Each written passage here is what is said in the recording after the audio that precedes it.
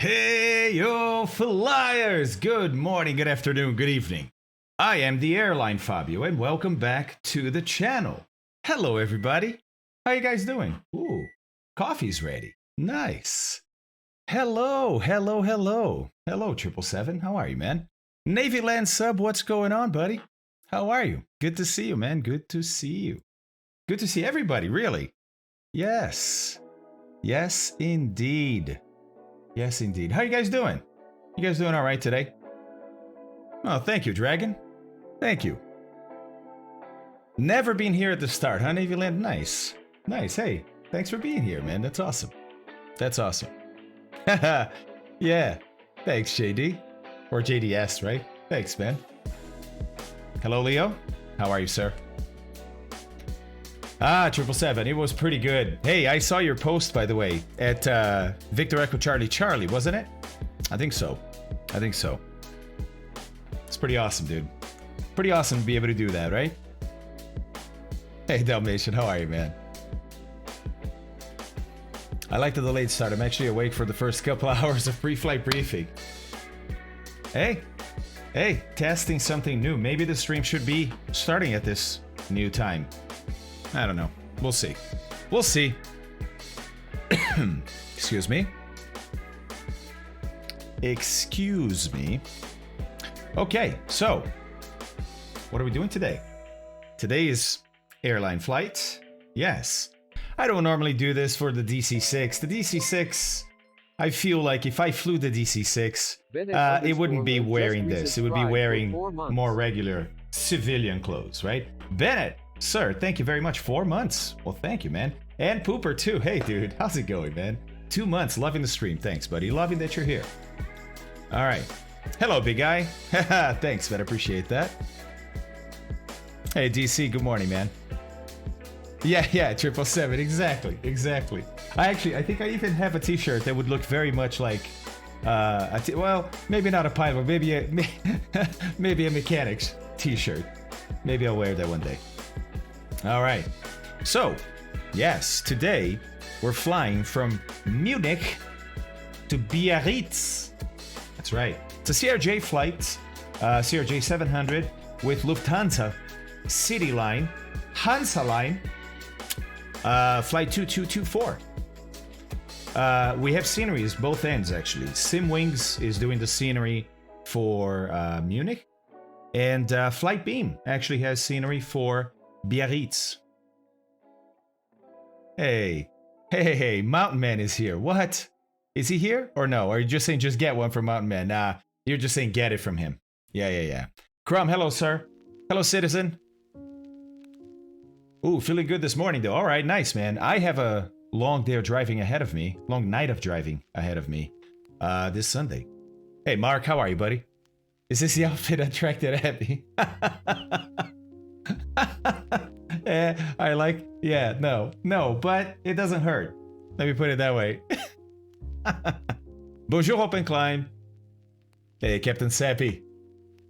Captain Shirt. That's right, man. That's right. Hey, Sticks, how are you? Ropro is here too. Dragon, thank you very much. Appreciate that. Mac Dreamy Age. Hello. How are you? TP Pooper suggests a soccer chat. That's awesome. Hello, Mechanical. Trey Jan. How are you guys? Hey, Fatonox is here. Nice. Nice. Slab. Lots of people here already. Hi, guys. How's it going? That doesn't count, Mechanical. You can't ban Hey Yo Flyers. No one can ban Hey Yo Flyers. No, Pooper, I don't hear it in my head when I get up, but I do listen to it in its entirety for every intro, because I love this song, man. It's just a good vibe beat, you know? It's a nice way to get started, I think. Yeah, thanks again for that sub, man. Hey, BBJ, what's up, man? How's it going? Thanks for the follow. Hey, Fort, how's it going? Kirkness, hey, let me go get that coffee, guys. Be right back. Hi, Rock Savage.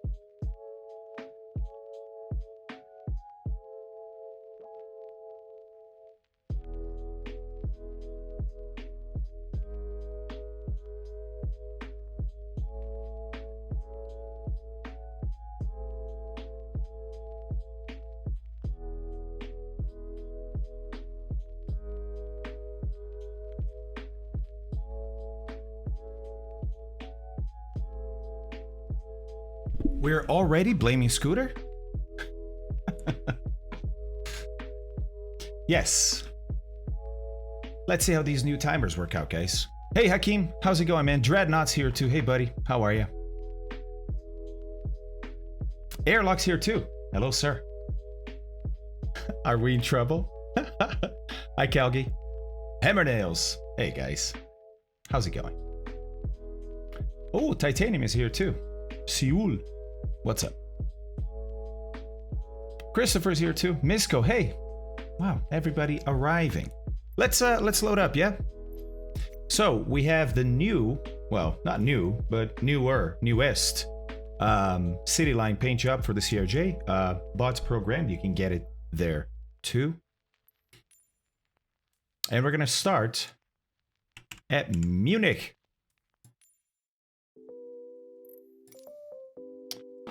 And let's see, we're gonna be right over here. Yep, in the G's. In the G's. All right, so what happens in Munich is Hansa Line, which is Lufthansa City Line, will use these G parking spots here, ramp spots really, next to the terminal, but they're ramp spots on a pretty regular basis. So that's where we're gonna start today. We're gonna pick one of those.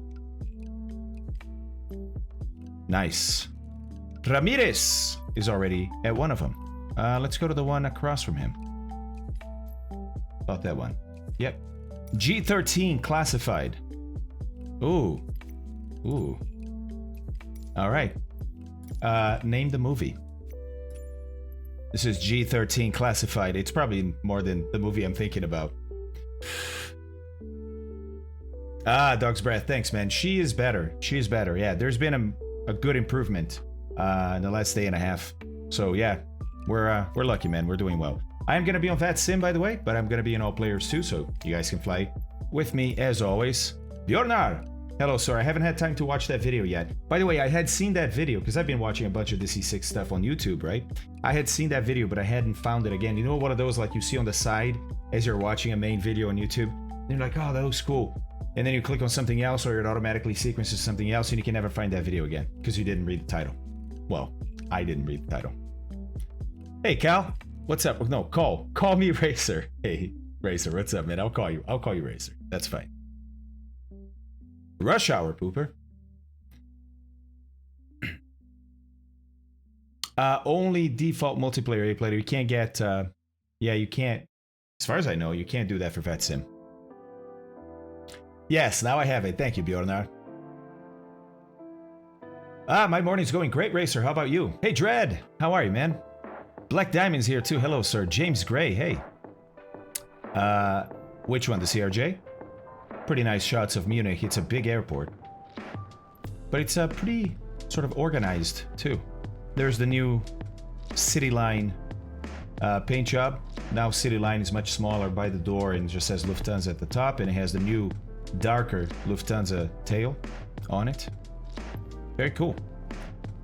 Hey, Knights. Good to have you here, man. Thanks for being here. All right, let's get the music one notch down now that we're starting to get into business here. It's business time. Ooh, okay. Name the song. Did anybody get the movie? Rush Hour, yeah, Pooper did. Pooper did. Checking in from work, says Danny. What's up, Danny? How are you, man?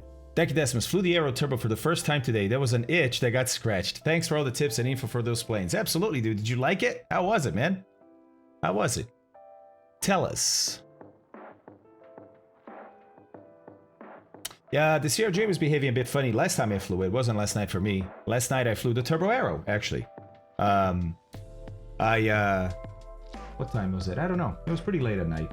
But I did a flight in Boston. Boston Center was on. I was like, oh, great. I'm going to go get familiar with Boston area, right? Boston Center area, because we're going to be doing Wings program starting August 13th and then every Friday after that for a bunch of Fridays until we're done with the Wings program, basically, with coverage from Boston Virtual ETC.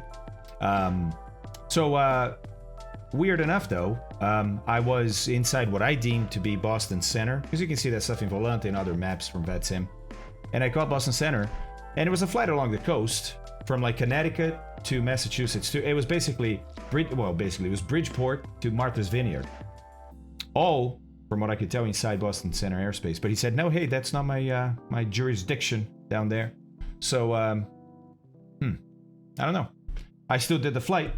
Had an interesting arrival because the weather was moving to the east. I got a bunch of like localized storms, but a bunch of them. And one, of course, was right out over the airport, of course. But we shot the ILS. It was pretty good. It's pretty good. What happens in Munich stays in Munich. Nice. Fine flight. And after my own lessons I had in the Cessna 152 and 172, this Aero 4 is a nice step up. Yes. Love the retro flying with the radios as well. That's cool, Daiki. I'm glad you're enjoying it, man. Glad you're enjoying it. Cheers, everybody. I hope you have something delicious there. As a good old YouTuber I know would say.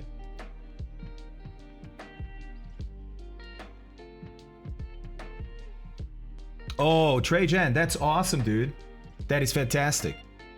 Hey, that's cool, man. Are you gonna try and fly when I'm flying, or just kind of like around the same time? I don't mean a time of the day, but you know, this week we're doing this, next week we're doing that kind of thing.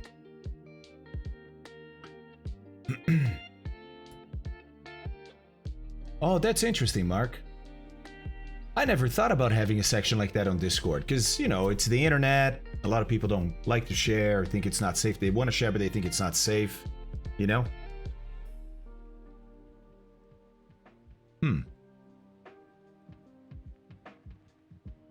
Well, but I suppose, Fort, you could look at it this way, right? Those that aren't keen, hey, Sonny, don't have to, right? It's just like putting your birthday in. And those that want are going to be the ones that share. And, I mean, those are usually the ones that don't mind. All right, Danny, let's have a look. What have we got here, Danny?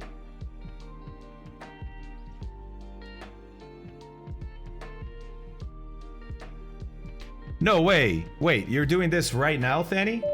Is that true? Is that true, Danny? You're doing this right now. Buddy, eyes on the rail, buddy. Eyes on the rail. Look at Danny. Danny, hey man, I'm checking in from work.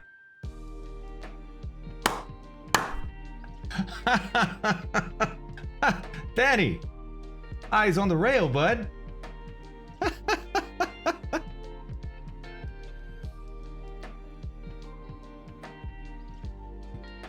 This is hilarious. This is hilarious. Danny, please be safe, buddy. Please. Please. Hey, Mephiston. Hello, sir. How are you? By the way, here's our route for today. With some weather. Close, but not really on the route. You can tell a lot of this is orographic, right? You can tell that the weather is moving sort of east-southeast. And as it gets lifted by the Alps, the water condenses on halfway through the Alps, basically, as it's getting higher and higher, right? And then you get orographic weather, like that. Orographic, meaning it's been determined by the elevation, by the terrain. Hey, 777 is here. Hello, man. Hey, Joey. How are you? Yeah, that's cool. I like, you know what, guys? I'm one of those guys that, it's been a while, but I used to play Train Simulator. Feels like it's on rails. Dalmatian, nice. Mephiston, how you doing, buddy? Hey, Tarbridge here too. Hello, Vex Freeze. Hey, buddy. Good to see you. All right, Kitty, let's leave Trek IR alone. Yeah? Shall we? Roscut is here too. Hello, sir. So, routes, Leo, I just determined right as we were loading. I was going to do the route with you guys, but then I realized, look, this is a pretty common route. I'm just going to get whatever SimBrief does. We don't have to really analyze the route, right? So, I'm going to give it to the mods now. They'll add it to the bot. Here we go. Hi, kitty kitty. Hello, kitty kitty.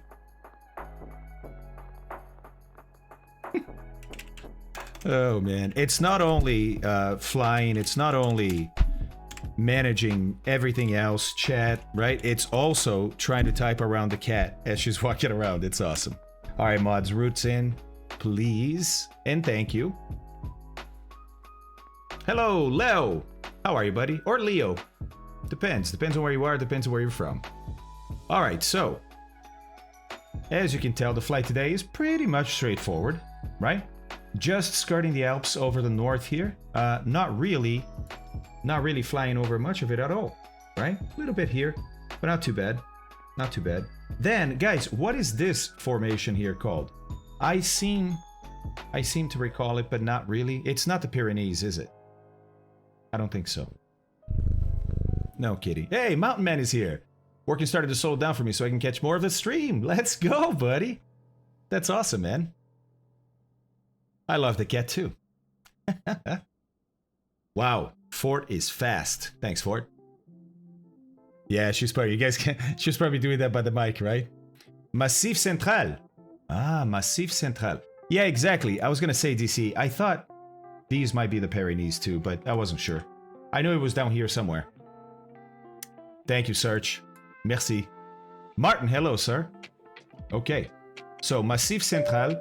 We're going to fly over that too. Again, nothing crazy. We're talking, 6,000 feet would already be safe here. But it's not sea level, right? Okay. And then arrival into Biarritz, which is currently broken 700. Ooh, all right. All right. Should be interesting. Should be an interesting flight. Okay. We also have to think about alternates when we start to see the weather close up like this and kind of stay closed or even worse, right? Look at those tempo and becoming down there, right? Broken 700, overcast 600, overcast 200. Yeah, right? Okay. So, if you look right next door to it, we got Saint-Sébastien, right? Or Saint-Sébastien. But also going to be broken to 1,000.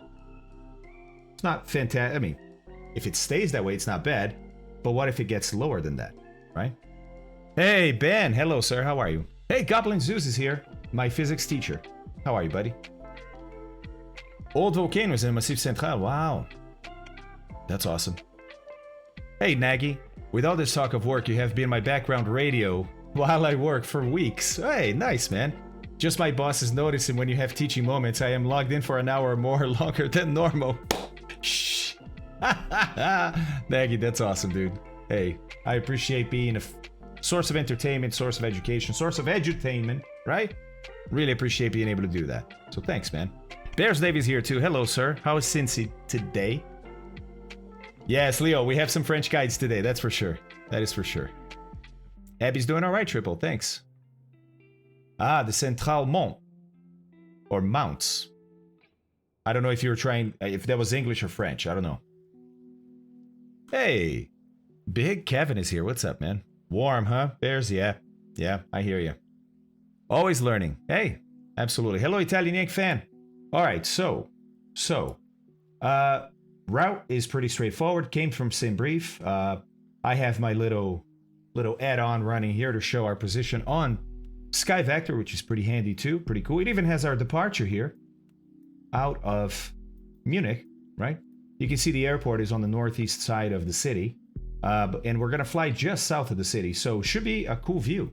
Should be a cool view on departure. We'll keep our eyes on the right side of the aircraft on departure here. Okay. Then, and sometimes it's a little easier if you go this way, sometimes it's not, to see where we're going to be. But easier than that is to get this flight plan here into little nav map, and then we can actually see this over Google Maps, right? Oh, by the way, guess what I was starting to dabble on? I couldn't sleep last night. I had insomnia in the worst of ways. And that's why we started later today. I appreciate your flexibility, by the way. For the edutainment. Oh, hello. Well, thank you, Ewald, for the edutainment. All right, let's go, buddy. Thank you. I appreciate that. Couldn't sleep, so started studying this beautiful thing that is celestial navigation. Yes. Little flight here is from the document that comes with CellNav, the new sextant for Microsoft Flight Simulator. That's right. We have a sextant now, and pretty soon I'm going to start doing some celestial navigation here on stream. So for now, I'm learning, practicing. Little flight from Acapulco, which is the example flight that they do, to the Clipper Islands, which, by the way, when you get real close to it, and we go to Google Satellite, maybe? Oh, there it is. It's a tiny, tiny island. About 650 miles off the coast of Mexico. And you got to find it via celestial navigation. It's pretty awesome. pretty awesome, guys. I gotta be honest, it's pretty awesome. As a matter of fact, check this out. This is the checklist we're gonna be using today, right? I'm gonna use the abbreviated checklist. But check this out. This right here is the navigation, celestial pre-computation form they use for celestial navigation. And this was the first reading that I was getting out of my flight that I was doing out there to Clipper Island. Yeah, it's gonna be amazing, Goblin. The physics behind it, right, is amazing. It's simple, but it's amazing. So it's not a super hard concept to get. I mean, there's a lot of concepts to get that it takes a while to learn. I'm not gonna lie, because there's a lot of concepts, but there's not any of these concepts that's really, really hard. You know what I mean? So if you have patience and some drive, some passion, maybe even for it, it's not bad at all. It's not bad at all. And it's so rewarding, right? To be able to take a star reading and figure out where on Earth you are based on that. That's amazing. That's amazing. Yeah, Hammer, exactly. Exactly. I mean, obviously not with the precision or technique that we use today, but yeah, they could determine, right? I think they could determine their latitude, and then longitude they determined by using the clock, which was another invention that allowed for celestial navigation. Well, Moet, now we have one for the sim, buddy. For the sim, right? Oh, Wage, perfect. Perfect. We're there. Hi, kitty. Hey, James Gray watching. All right, man. I have no clue what you're talking about half the time, but I enjoy watching. Well, James, you know how it goes, right? You hear something often enough, you end up getting it. So I'm glad you're here, man. Hang out, and you're probably going to learn some cool stuff. Yeah, Mort, me too, man. I'm looking super forward to that. But today, it's CRJ Day. So we're looking at this checklist right here. This is the operational checklist. Remember that long checklist I've shown many times? Oh, Mark, thank you very much, man. Mark giving out a tier 1 sub to James Gray. See, James? There you go. Now you got even more reason to be here, buddy. Thanks, Mark. That's nice, man. Super nice. That long checklist that we've been using, I had a new version, so I used it less time to validate it, right? Was, as I explained, it's a checklist used for learning, not really operating the aircraft. It's too long, too detailed for day-to-day operations. Day-to-day operations are based on a checklist like this and on some flows. You're going to see me doing the flows today as I sweep through the cockpit and look at things and remember what needs to be set a certain way. Because if you think about it, that's another sort of checklist, right? A checklist is a sequence of things for you to do. Well, if you remember most of the things you need to do, you can just look at the cockpit in a certain flow, meaning if you were to put an arrow that starts, here and goes through here and here and here and then there, and you follow that with your eyes, just looking at the instruments themselves is going to prompt you, right? If you are an experienced pilot, if you've done this many times, prompt you to put something in a different setting. So that's what a flow does, right? You're using the aircraft itself to remind yourself, because you're not just remembering everything. You're looking at stuff, and that's going to prompt, a recollection in your mind of what you need to do with that thing. It's pretty cool, right? If you think about it. So we're going to do a combination, and that's what most airlines in the world do, is a combination of flows and checklist items. Checklist items are usually the ones that you can't forget, because the other one, yeah, it's a little more inclined to have somebody forget something, right? Or miss something with their eyes and stuff. So what we tend to call checklist items, killer items. Those are the items that if you forget, there's probably going to be trouble, right? Or at least some serious embarrassment. And then the nice to do items, the do list, if you will, instead of the checklist, are items that you're going to do via flow from memory by prompting your own memory. And if you forget those, it's not great, but it's probably going to be okay, right? So you may see, depends on the checklists, right? But you may see, for example, landing light may not be in checklists, right? Checklists are going to be stuff like gear. You got to have your gear. Flaps, got to have your flaps. And whatever else might be specific to that aircraft that you have to have for a safe landing, for example. But if you forget the landing lights, it's not the end of the world. You're still going to land. You're going to be a little, whoa, what? Oh, crap, forgot. But you can land, right? You may not see the deer that's cutting in front of you, but if you did, nothing you can do about it anyways in an aircraft. So That's what I mean by checklists and flows. That's kind of how we divide things, if that makes sense. Yeah? I hope it does. Well, you'll see as we go through it today. All right, but it's not time to run the checklist just yet, right? So let's look again at the weather. Weather here in Munich. Currently, winds 050 at 6 knots. This is from 11 minutes ago. But it's variable, 020, variable to 120. So it's all sort of northeast to southeast, right? So which means we're going to be taking off to the east, which is why we have a departure to the east. Okay. CAV okay, so ceiling and visibility okay. I don't remember exactly what the minimums have to be to trigger that, but basically they're super high. The visibility is awesome, and the ceiling is really high. If there is, I don't think there is a ceiling, basically, right? It's like really good weather. Temperature 26 and dew point 12. QNH 1019. And then there's TAFs for later on, including some scattered cumulus thunderstorms down there. But that's going to be later. That's not going to be now, so we don't have to really worry about it. Hey, Sion het Plattenkanon. Sion het Plattenkanon. Yes, hello, sir. All right. Now, Biarritz, as we saw, was not as good. And if you look around, look, a lot of airports here are doing pretty well. The green dots, right? Green dots here. Now, this is a valley, so you can have a bit of a different weather here. But the key here is that Biarritz is on the coast, on the coast, on the coast, on the coast. And all these guys, they don't have, I mean, I have weather here turned on, right? If we zoom out, there's weather here. There's no actual big water happening here. So this could be a marine layer, could be fog. Let's see. Let's see if we can figure out what this is. How do we do that? Well, we look at the weather not only at Biarritz, but at the other airports along the coast. See if there's any similarities to what we can see. All right, so let's see.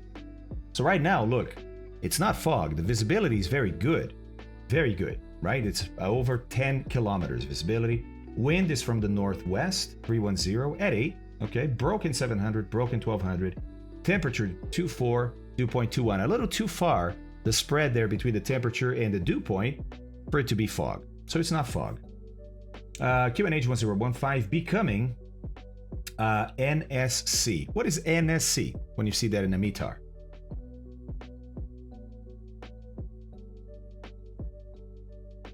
Wait, are you talking about here like for this flight? Okay, above 5,000 feet of visibility above 10K. Okay. Thanks, Jan. No significant clouds. Exactly. That's right. Right? But that's right now. That was 33 minutes ago, actually.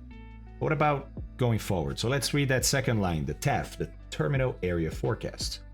AMD. Whoa, what is this? Is this an AMD plug right here? What's happening?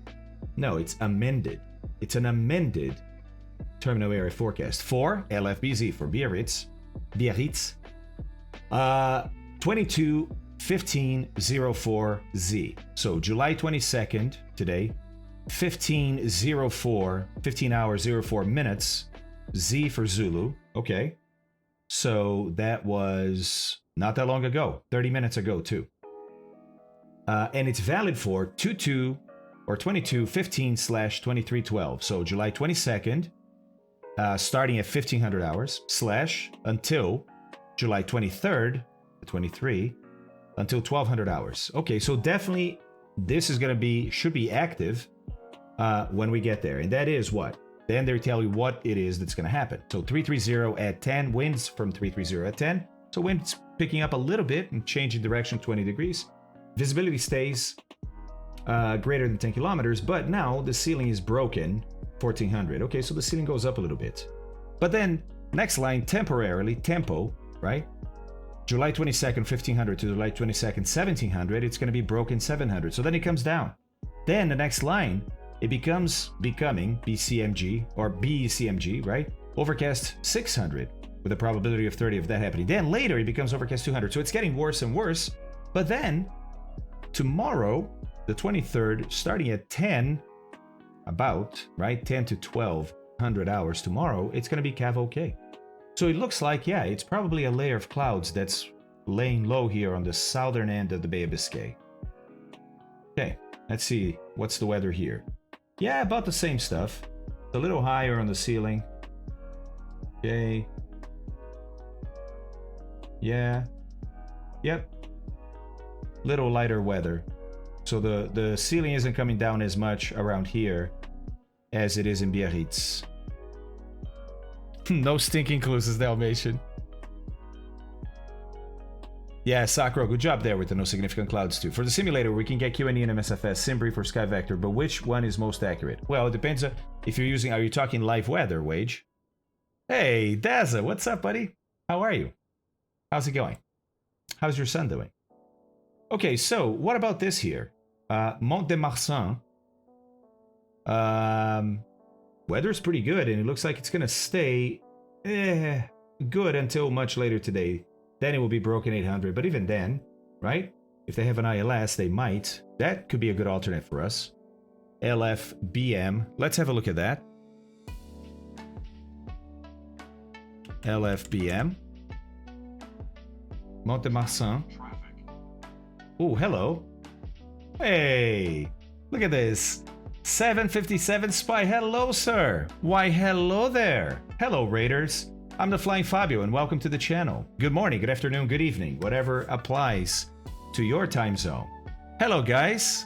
Yes, awesome raid. Thank you so much, 757. I really appreciate it. Yeah, man, thanks. Thank you very much. Well, hello, guys. We're doing an airline flight today, as you can tell. And we're just looking at some details for the flight. Hi, guys. Hello. What's the biz? Professor Wolland. What's up, buddy? Yeah, reckless, exactly. Oh, how's it going? Tattooed Bacon. Hey, buddy. How are you? Ah, nice, Daza. I'm doing great, man. Matt had his leavers party yesterday, and I had to dress up as a bouncer as part of the Hollywood theme. Oh, it was good fun. That's awesome, dude. That's fantastic, actually. Congrats, man. That's really great. Really great. Yes. Yes, we have a co-pilot today. It's Sunny. Hi, Sunny. How's it going? Yeah, what's the biz? Hello, sir. Hey, you gotta play the part, right? Omega, that's Sunny. You gotta meet Shadow too. There's two co-pilots. No cigarettes allowed? Yeah. Yes, young. Gake, what's up? It goes well, man. I hope it goes well with you too. Nika Boss, hello, sir. Hello. Oh, nice, man. I appreciate you catching up on those VODs, buddy. And hopefully you're getting something out of it too, right? Hey, Cosmo, how are you, buddy? She's doing much better, man. Much, much better. So thanks for asking. Commander Decode, that's a good idea. Maybe one day. Maybe one day. All right, so we were discussing our alternate. Why? Well, because today we're flying from Munich, up here, down to Biarritz on the coast of France. And the weather isn't great at Biarritz, so we were being careful about picking our alternate, knowing that some places close by, ooh, worsen weather now in Asturias. Okay. The weather in Biarritz is not going to be great. We need a good alternate, so we were looking at perhaps using Mont de Marsan, and then looking up Mont de Marsan to see if it is indeed a viable alternate for us today. Hey, Wyzak. 9 months, buddy. Thank you very much. Long time no see indeed. Welcome back, man. Great to see you. Wow, 9 months, 23 days. Let's go, buddy. Breck is here. Hello. No, Breck. I was just showing you what I was doing last night when I couldn't sleep. I was practicing some celestial navigation because I'm bringing basically a full celestial navigation course here to the stream. And so when I brought up Little Nav Map, because we're going to use a Little Nav Map today also to track what we're doing here. But when I brought it up, I had some, weird stuff drawn over there. And it was because I was doing my first sunshot on the way out on a tutorial that they were doing. But we don't need any of this stuff right now, so we're going to delete it all. Start a new flight plan. And we can delete all of this. Actually, I don't even know. How do I, remove, it's by the little arrow. Okay. All right. Yeah, it's going to be awesome, man. It's gonna be awesome. Okay, so today, that was another DC-6 flight that we did, wasn't it? One we didn't finish because unfortunately Shadow got sick. But a beautiful, beautiful departure from Madrid and flight all the way close to London. All right, so let's put in our flight plan. By the way, I don't know if you know this, but if you have a flight plan, say in SkyVector, SimBrief, Navigraph, whatever it is. So for example, I have our flight plan already loaded here in Navigraph, right? If I go to type route, here's my entire flight. Okay, well, you can take this, copy it, and then bring it over to little nav map when you want to do a new flight plan. If you go to the flight plan menu up here, you guys can't see the menu, but there's an option here called new flight plan from route description. And let me see if I can capture this window for you guys, because it's a very interesting window. Let's see. Route description. Oh, yes. Yes, yes, yes. Okay. There we go. All right. So, check this out. Enter flight plan route description. Let's paste that here. There it is. And then read route description. And look at the output down here. Look at that. Flight plan from Munich to Bayonne-Anglet, right? Which is Biarritz, 645 nautical miles. Found 28 waypoints. So he found the waypoints, including the airways here, right? Found a SID and found a star. The only thing that it ignored were the runways that were 08 right and 27. That's SimBrief, or SimBrief actually chose that and Navigraph copied from SimBrief. So then you can create a flight plan, and look at that. There's our flight plan in little nav map, straight from Navigraph or SimBrief. Pretty handy that, isn't it? Yeah, it is a very cool feature. Little nav map is amazing. Ah, it's a military base, Goblin Zeus. Really? Okay, then we're gonna need another alternate. Let's go look. Let's go look. Ah, it says military right there. MIL. Okay. All right, so how about up here? This might be too small. Cazopont. This might be too small. We can have a look. LFBC.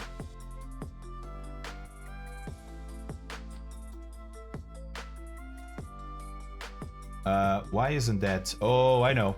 I know what happened here. Hold on. There we go. There we go. Got it. Okay. So, let's have a look at LFBC's military also. Just noticed. Look, it's hard to tell because it doesn't say before the name. It's actually in between the name and the code, MIL. All right.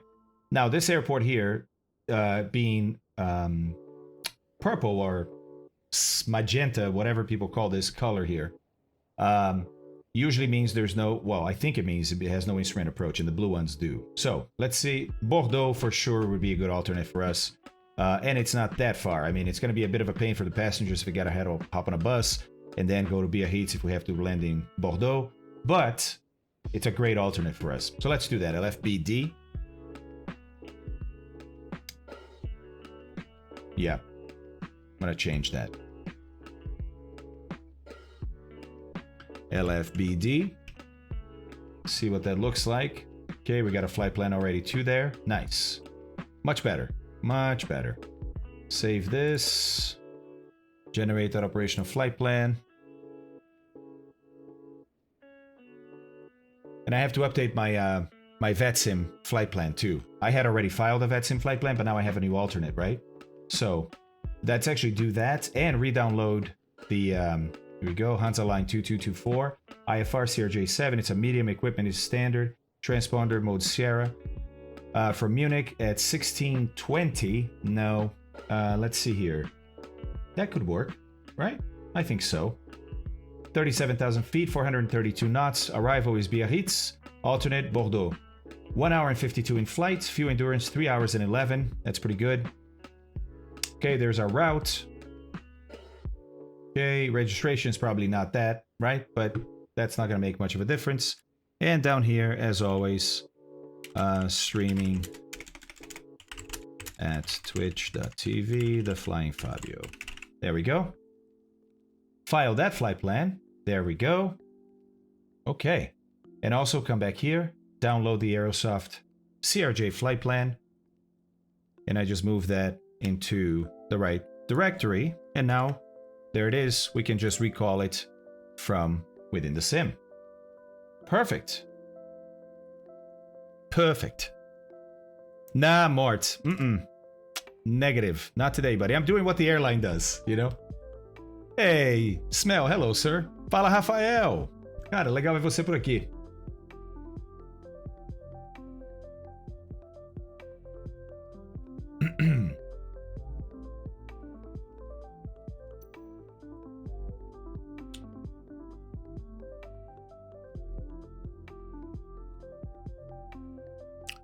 Let me see here. Let me see. Hey, Bunnies, how's it going, man?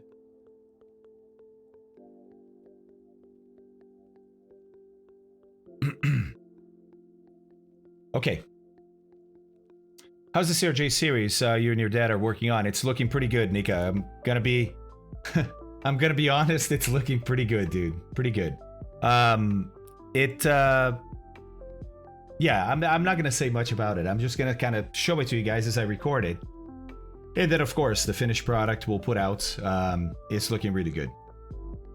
Yeah, the aircraft has to help because there's some bugs right now, as you guys know, right? So sometimes you have to get lucky. Sometimes it's knowing how to get around a bug. Sometimes it's just poking Aerosoft so they'll fix some bugs. Hey, Canaron. Hello, sir. How's the bike riding, bud? All right. Let's see here. We got the weather. We got the flight plan. Let's connect to VetSim. That would be a good idea. All right. Let me retrieve that flight plan. Just to confirm it is the correct flight plan, and it is. Perfect. All right. Hey, Big Brian. How are you, buddy? Yes, Jan, that's very true. That's very true. Very true. All right, as a matter of fact, why don't we have a look at Volanta to see what we have here. Ah, that was my flight last night. Look, from Bridgeport to Martha's Vineyard, shot the full ILS. So over the VOR, outbound, procedure turn, intercept the ILS, and land. It was very cool. Very cool. It's very cool. Very cool. All right.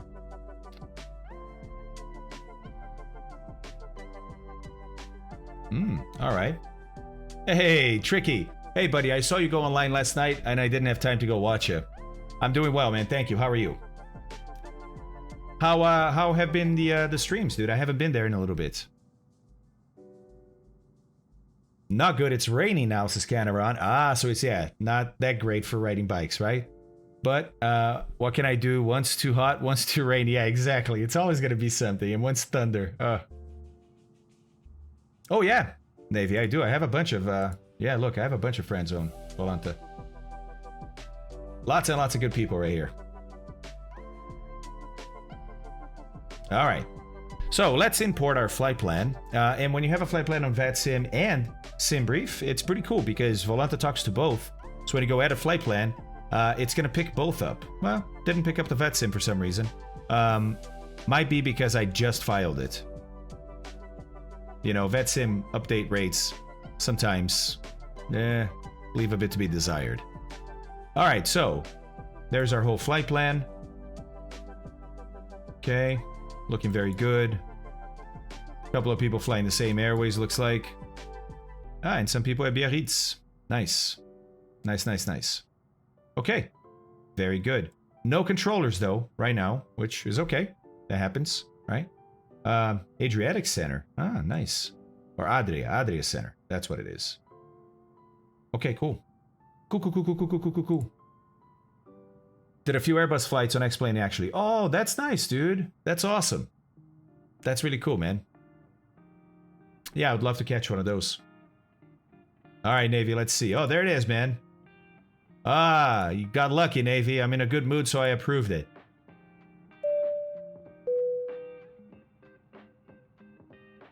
Exactly, Navy. That's why I'm on VATSIM and saying that's okay. You know, that's okay. Family-friendly bot. Hey, bot. Thanks for the sub. Or the follow. Dora in Mexico. Hi, Dora. Thanks for the follow, too. Geke. And Tiler Hard. Thanks for the follow. Very nice, guys. Very, very nice. Well, family friendly, but it is the Aerosoft CRJ-700.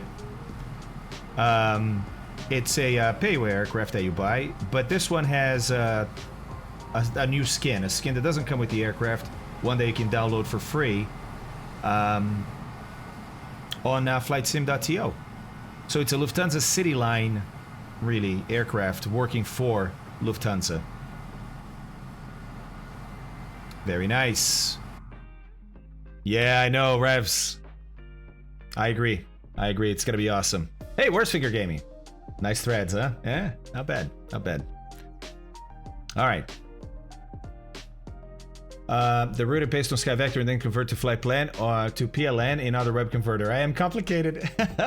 Where to use it? Where? Titanium. Like, what's your final destination for your flight plan? All right, guys. So I'm gonna start firing her up. Remember, today we're using the operational checklist. It's a lot simpler, so it basically starts at the before takeoff. So all the power-up is gonna be flows for us today. And I think you remember a couple of these things, right? So before we power up the aircraft, we want to make sure the wipers are both off. We don't want those wipers in dry windows, right? Gear is selected down. The flaps in the match what is out there when we walked in, right?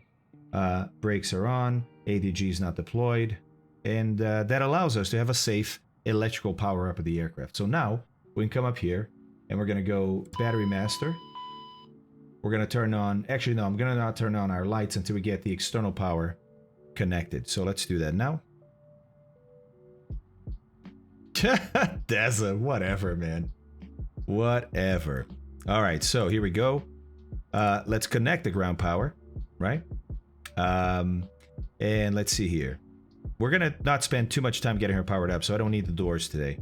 Okay, that's about it. So ground power is now connected. Now we're going to turn our nav lights on to indicate the aircraft is now electrically powered. Okay. Very good. Very good. All right, so now let's start sort of the flow, the sweep that we do from top to bottom here. Okay. So I think it's control 3 or 4. No, maybe it's 3. Okay. I guess so. All right, so guarded auto for those, guarded. I'm going to do a quick fire detection, fire X monitor, and there it is, fire system okay, and then it disappears. Okay, that's a good test. The only lights on are nav lights. Boost pumps, I'm going to wait until engine start to turn these on. That's auto. Normal auto. We're going to open this, and we're going to be talking about this in training. It's really interesting why you want to switch in open. Not every airline leaves it in the open. Some airlines leave it closed, but you'll see why it's a great idea, I think, to leave it in the open position. And both engines over here. Okay, let's get the APU started. So power for the APU. APU door is closed. APU is in bytes. APU SOV open. APU door open. We can now start the APU. There we go. Okay, let's come down here. These guys are all out. We're going to do some hydraulic pumps now, but I want to make sure the APU start is a good one. So quick look over there. Looks like a normal start so far. We're going to go 3A on. And I'm going to wait until the APU is fully started up before I change pages to the hydraulic page. Yeah, Tanish, I'm doing a whole training program for this aircraft. Yeah, it's going to be awesome, dude. Like, teaching everything there is to know about it. Several videos, really. Right now, it looks like it's going to be 20 to 30, the full thing. All right, there it is. And if I look up here, yeah, APU is available. So the APU is now powering the aircraft, actually. Okay, so now I can go to my hydraulic page down here and have a look at my System 3, 3000 PSI, and I have 60, 60, 45. That's good. Everything else is off. All right, that looks good. Let me do a quick finish here of the overhead. So we have manual rate, full decrease, guarded, out. PEX, I'm going to turn those on now. Leave circulation fan actually goes on. These are out. This is off. And pretty decent temperatures here, so that's all right. Probes out. All anti-ice here is off. And windshield is going to go to low. There we go. There's air coming in from the APU now. Now over here we're going to arm emergency lights. We're going to turn on... the other way. There we go. No smoking seatbelts. ELT is already armed, and we don't need any of these lights right now. Okay, very good. Let's do a quick check of our stick shaker, stick pusher. There it is. Shaker and pusher worked. On the other side. There it is. Stick shaker and pusher. Very good. Oh, you know what? Forgot to put these guys to nav. Let's put that to nav. Otherwise, it takes about 8 minutes for them to align. Okay. Out here, nose wheel steering is disarmed or off, which is how we want it. Let's see here. We have inches now. We don't want that. We want hectopascals. There we go. And altimeter setting that we had looked at for Munich was... Come on, baby. 1019. Okie dokies. So let's put that in. 1019. All right. That gives us about 1,400 and change here. Is that correct? Is that correct? Well, let's see. 1,487. Yeah, that looks pretty good. Looks pretty good. Let's, now that the APU is on, right? Let's have a quick brief about Munich itself. As soon as I finish configuring the aircraft here until it's time to go into the FMS, right? Okay, so down here, we're gonna do stab trims, channel 1 and 2. So let me make sure we have a stab trim. Yep, stab trim there. Let me go to stat here, and then stab trim 1. We got stab trim there, no stab trim there. Stab trim 2. Okay, very good. All right, and mock trim. And then I want to make sure I can disengage. Yep. And engage again. All right. Very good. Very good. Gonna put this guy in standby. This guy is also in standby. This is off. That's off. Okay, normal, normal, normal, normal. Can't do your damper until we finish aligning the IRSs. Cargo Fire X also. Normal, covered, pushed in. Off, off. Yep, pushed in, pushed in. Okay. Everything here looking good. I'm gonna do a quick lamps test. So let's put it position 1. Look up here. Okay. Alright, there. All the ones there except stall. All the ones here. There, there, there, there, there. There, there. There, there. There, there, there, there, there. Okay. Let's do a lamps test number 2. And really the only difference here is going to be the stall protection system light. Okay, there, there, there. So now we get stall on that side, but not on this side. Okay. There, there, there, there, there, there, there, there, there, there, there, there, there, there. Okay. Lamps test is good. Hey, 40, what's up, man? How's it going? Mucho te querisi. You're not really using the pin on the charts much in Navigraph, Fabio. The pin on the charts. You mean my position? I use it sometimes. In flights like this, I do, because you would have that kind of information, no problem, right? On a tablet or something. So yeah, sometimes I do. Okay, I think everything there is good, good, good, good. I don't recall if I do the hydraulic pumps after or before the engine starts. Huh. Okay, so that's one thing I have to refer back. Let's fill up now with what load we get from SimBrief. Yeah? Okie dokies. Wokie dokies hocus pocus. Okay, so let's see here. 4,997 kilos of fuel. We are in pounds right now. Let's go to options, go to kilos, save options. Oops. Okay, we're in kilos now. And we're going to have how many passengers? We have 77. Although my dad said that one of the best things to do here, because you guys know that there's some bugs, right, in this tablet. Sometimes you have to hit buttons twice for stuff to work. So he goes, you know, what I've been doing is I changed to zero fuel weight And then I just put in a zero fuel weight for the aircraft, right? And how much fuel I want. And it seems to work better. Let's try that today. Why not, right? All right, so zero fuel weight for today's aircraft is 27.9. Okay, 27.9. So let's put that in there, right? 27,900. Enter. Okay, it took it. It took it. Even the CG moved. And how much fuel? 4,997. So here, 997. All right, there it is. So, let's see here. Zero fuel weight 27.9, like we said. Fuel 4,997. Okay, payload is 7148 to get to that zero fuel weight. Then our takeoff weight is 32,897 with a maximum takeoff weight of 34. So we're pretty heavy. Pretty close to maximum takeoff weight, right? A couple of tons, well, 1 ton under it, really. All right. Flaps 8, it's a very long runway. We don't need anything like flaps 20 for this. It is a dry takeoff. Let's set all of these V speeds then. Okay, looks good. Oh, I had it last time I flew it last week. P-bow. Bow or P-bowl? I don't know. Lunch break is over. I'll finish this video later. Okay, Nika, take care, buddy. Thanks for being here. Yeah, I know, right? 757?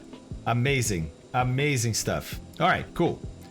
So, we have a good CG. We have good weights. V-speeds are set. I think we're done with this guy. We're going to go back to here to just disconnect this. Let's make sure, before we do that, let's make sure that our generator is in auto, and it is. And if you have questions, you can always go into your electrical system, right?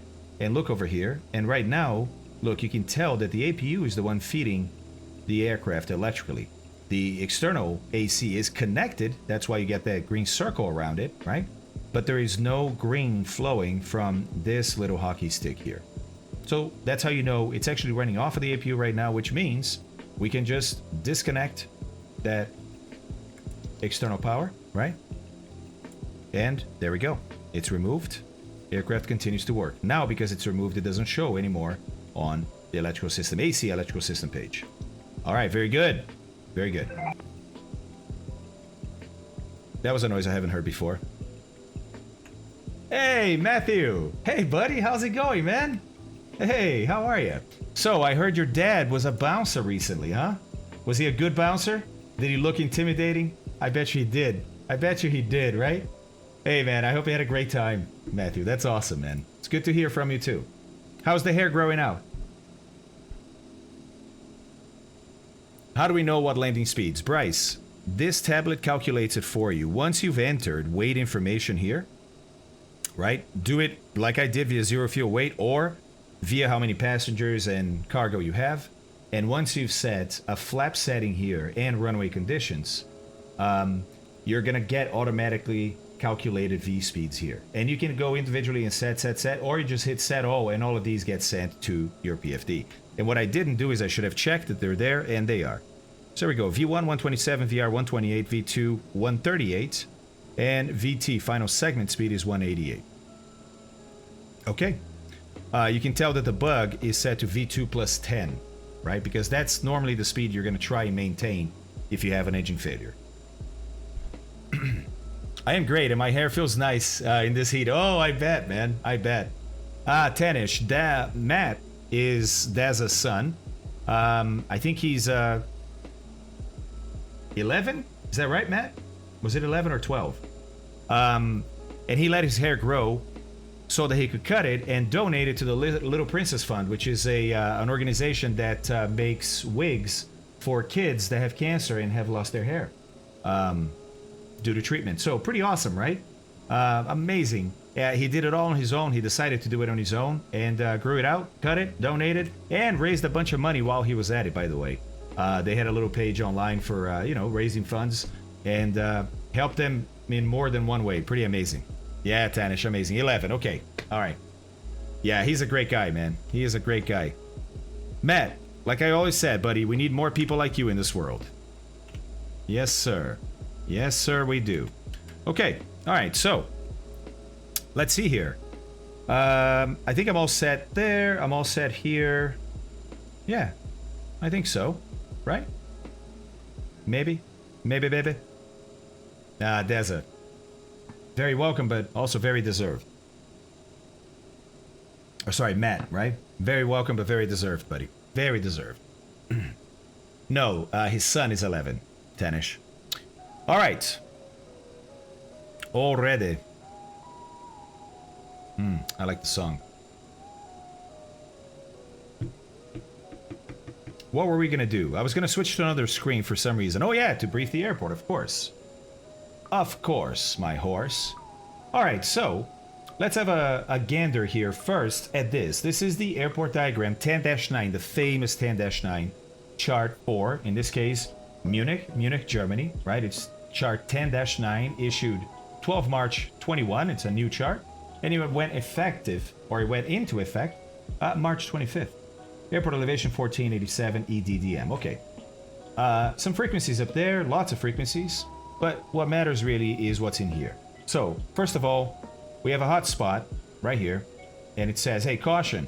Stands with suffix Yankee have transverse lead-in lines. Okay. All right. And I bet you we can see that if we go see this dashed rectangle here, that means there's a zoomed in chart. And there's a lead somewhere for detail C10-9 Bravo. There we go. A lead somewhere telling you what chart to go look at. So let's look at 9 Bravo. There we go. Here's the Yankee stands. See how the Yankee stands are at an angle, whereas the 164 without the Yankee is 90 degrees. So basically they're saying that's how you identify what lead-in line you're going to follow. If you get a Yankee stand, it's going to be at an angle. Okay. But hotspot because people get this wrong. Got it. Got it. All right. What else? 4 taxiway designations and stop bars refer to 10-9 Alpha 1. Okay. We also have a zoomed in version for us here, where we are, because we're close to, or we are at apron 13 here, right? And it says for details C10-9 Charlie. We'll do that next, but let's finish this chart up first. So as you can tell, 2 giant parallel runways, right? 26 left, 26 right, or 08 right, 08 left. Okay? Lots of hangars here. There's some, I think, Lufthansa Technique hangars here, some Condor hangars here. Cargo apron is over here. All right. Main terminals here. There's a separate terminal here. A hangar here at the north. Okay.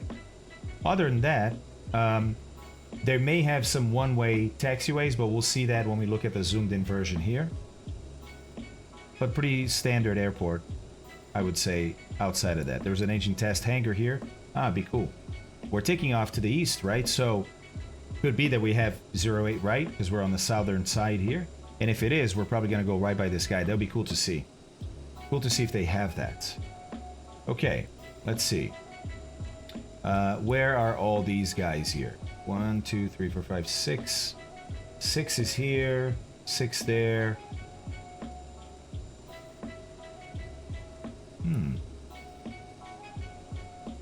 Funny, I don't see... Do you guys see those? I only see the 6. Yeah, it's a huge runway. Right, Wage? You guys see what I'm saying? Normally, these here are because you have that number out here somewhere, like you do the 6, right? So you're like, 6? What does that mean? Oh, max wingspan, 65 meters. Okay, got it.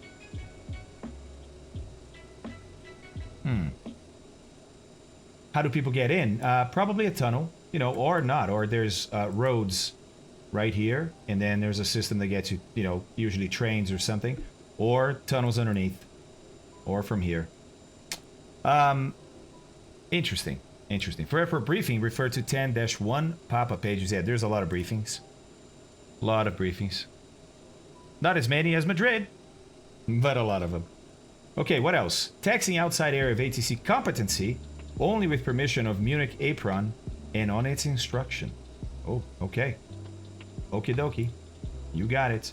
Limit of ATC competence areas. So basically they're saying, look, ATC ground, when you're talking to tower, when you're talking to ground, they only control inside this dotted line here, that dotted line there. So they have no control over the aprons. Aprons have their own frequencies up here. If you look at apron 1, apron 2, apron 3, right? Their own frequencies, they control taxiing in and out. And then they usually have a handoff point, which are these circles here. See, Sierra 8, Sierra 7, Sierra 5, Sierra 6, November 1, November 2, that's north-south, right? But all these points are handoff points from apron to ATC or from ATC to apron. Pretty interesting, right? Hey, Carib Twitch, what's up, man? How's it going? So, Zvero, 13, let me zoom in, right? Let's go to 10-9 Charlie, because I don't think there's anything else here. There are things here, but I just can't relate. I can't see where they are. That's very odd. Okay, 10-9 Charlie. All right, here we go. So, Zvero, from what I've seen online, this gets used a lot by Lufthansa CityLine. These Golf. There may be some general aviation parking here, maybe. You can check it on the taxi chart for Munich. Okay.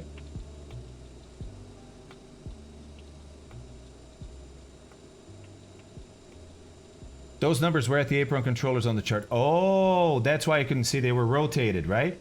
Got it. Oh, yeah, up here. Thanks, man. I didn't see that. Good call. Good call. And by the way, if you're trying to read stuff like that, right? Navigraph always lets you do stuff like this. Now, those are sideways, but at least you can see that. One is to do with ACARS, okay? And it says data link departure clearance. 2, grant startup, okay? Ah, the 9 Alpha 1, okay. Zvera, we'll get there. We'll get there. 2, Munich ground, okay. When runway vacated, contact ground, so don't wait for tower, right? As soon as you vacate past that whole short line, contact ground. And they tell you here, hey, if it's this runway, it's one ground. If it's the other runway, it's the other ground. Apron 3, 4, 5 are for aprons 1, 2, 3, okay? Responsible for aprons, okay, so they break down who is responsible for what apron here, so you know which frequency to use. Very organized.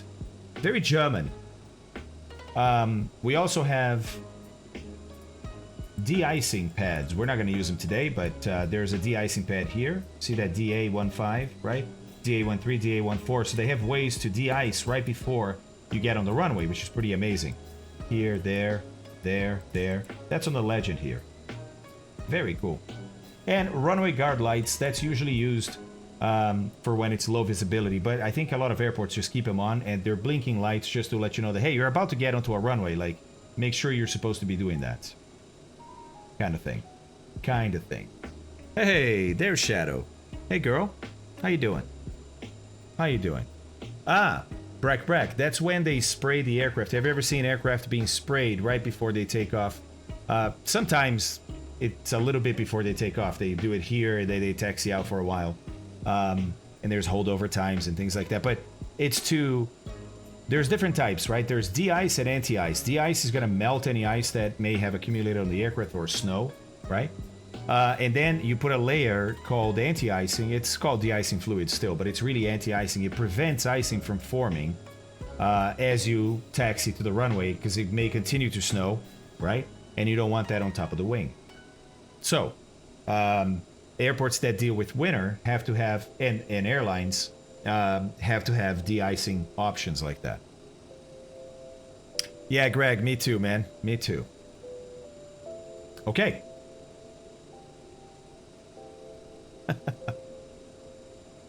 Nice. All right. So, let's see. Okay, taxi chart. Ah, right. Yeah, I see what you mean, Zvero. But, like I said, I've seen multiple times these G parking spots being used by CityLine. So I don't know if it's an overflow for when the gates are busy or whatever, or because they're CRJs. I'm okay with starting from there today. Nice that they give you a taxi line, right? And you can tell that, look, they use colors here. They use colors. So Delta 3 is actually 3 different taxiways because there's just Delta 3, there's Delta 3 orange, and Delta 3 blue. It's pretty cool, right? You see here, same with Echo 3. Very, very cool. You're going to see some of these today. Yeah, something that did not help us in the pandemic, says Martin. Taxiing outside of our area of ATC competence. Yes, we know. We know. Hi, girl. Hello. Okay, so I would say that from here, we're going to taxi, well, it looks like it has to be Kilo 1 this way, right? To one of the Echoes, to one of the Delta, or Echo 3s, one of the Delta 3s. And I think they have this because of planes' wingspans, maybe? I don't know.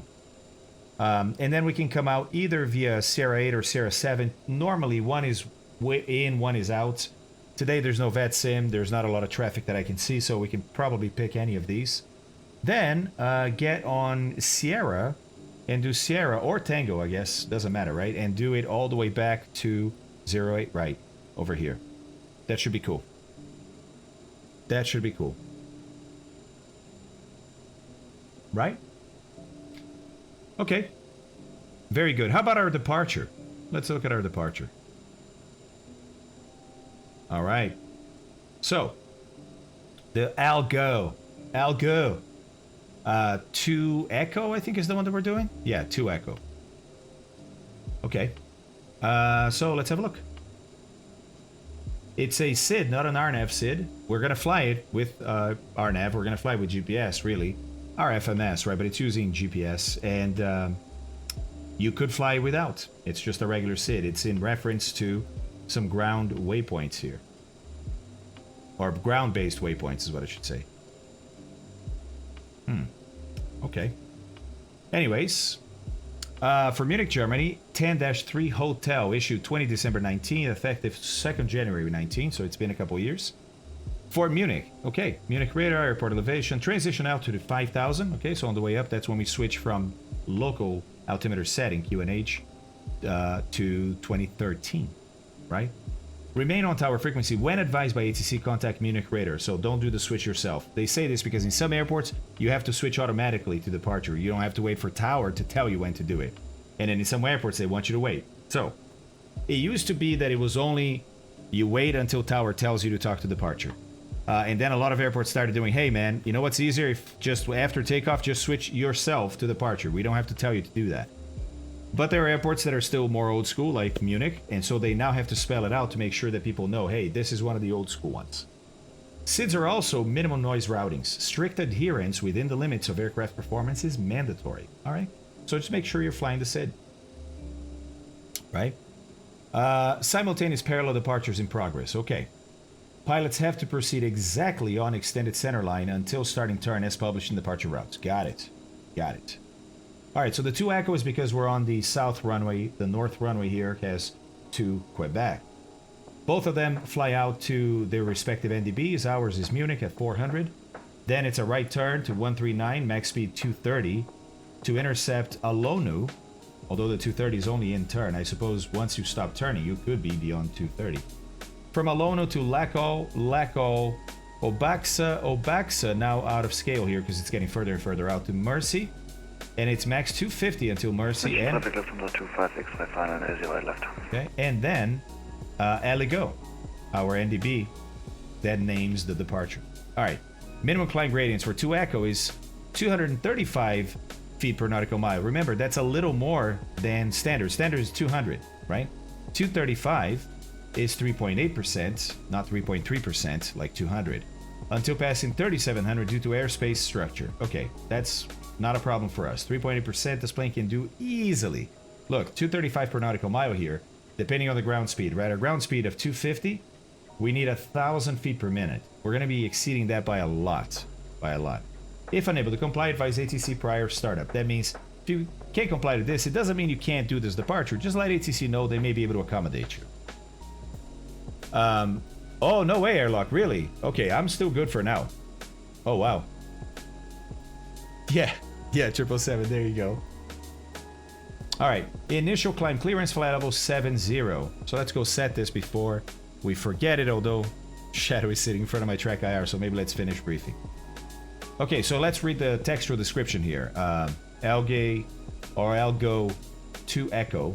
And there's a number 1 here. 1 is after 3700. BRNAV, basic area navigation. That's basically telling me the tolerance of area navigation I need, equipment necessary. We have PRNAV, precision area navigation, so we can easily meet this. But it's good to know that it's a requirement. So, Algo 2 Echo. Climb on 080 bearing to the MSW NDB from MSC to DME 5.6 from DMS. 130, continue 5,000 feet, ILS runway 08 left. I'm looking for that 5.6 from DMS. I guess it's here. DME 5 from DMN, which is another VOR. Turn right, 139 track to Olono. Turn right, 179 track to Lekol. Turn right, 253 track to Obaxa. Turn right, 263 track to Mercy. Turn right, 269 track to Algo. Okay, very straightforward. So, that's our departure briefed. Oops. Whoopsie daisies. Alright, let's put our position up there. There we go. In one of those G spots. Okay.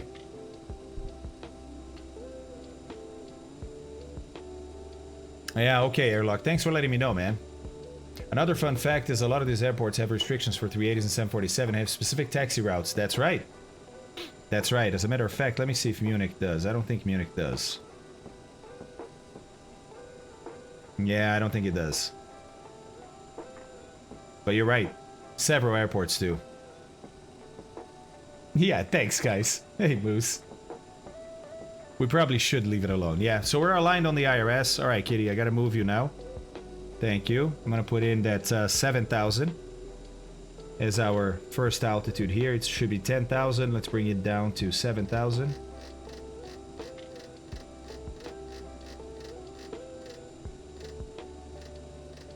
There we go. 7,000 is our first altitude. Indicated by R5 taxi entry. November 3 via Perfect. R5. Okay. All right. Hey. Oh. It's Tyler Hurd. Okay. Hey, Tyler Hurd. What's up, dude? I'm new and can't wait for the console release of MFSS. Are you excited for it? Yes, for sure. Yes. The more the merrier, man. Hey, Leo Oscar. Or Leia. Leia. Sorry, Leia. Yeah, hopefully. That would be awesome. That would be awesome. All right. Okay, so let's load up our flight plan. And we can do that very easily because we downloaded that from SimBrief, right? So we go to pause and it. By the way, you check, make sure that your stuff is correct. Mine expired 15th of July. Yeah. Didn't update it. Pause and it. Okay, so let's get our position here from GPS. There he goes. Now we go to flight plan, and now we recall this flight plan from memory by typing in our origin, our destination, putting it in route, and route loaded. Okay. Clear that message. Thank you. Although, says it loaded the message, but it didn't populate there. Let me execute. There he goes. Okay. And there's our departure already. Remember, with Obaxa, Mercy, everything with 230 and 250 with the speeds. Everything is looking pretty good so far. But we'll go through it to make sure. Okay. So, let's see here. All right. There's the departure to Algo after Algo. Now, the one thing about importing a flight plan like this from SimBrief is that it doesn't put the airway names in here like you have on your route. Like when you look at SimBrief, right? You have a bunch of airways they're using. In this case here, look.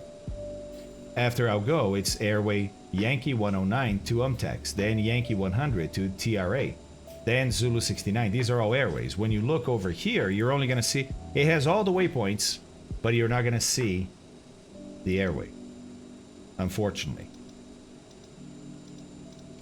Okay, makes it a little hard to check on everything.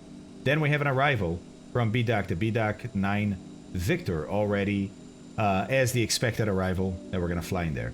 Okay, very good.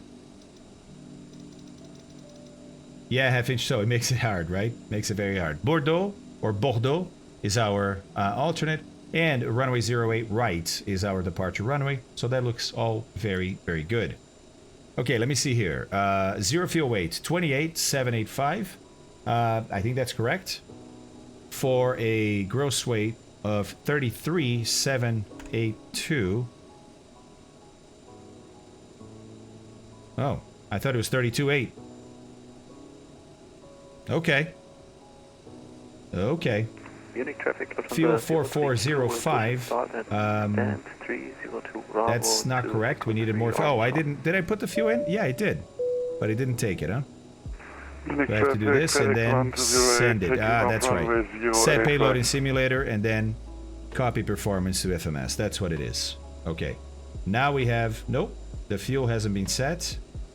It says 49 here for the fuel, and it has the correct zero fuel weight now in gross weight, but it does not... It didn't change the fuel. So let me see if I can do this again. Set payload in simulator.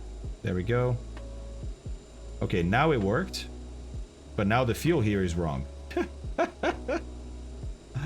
Wow. Okay. Yeah, but Plato, now the fuel here is wrong, right? So, alright. Let me try this.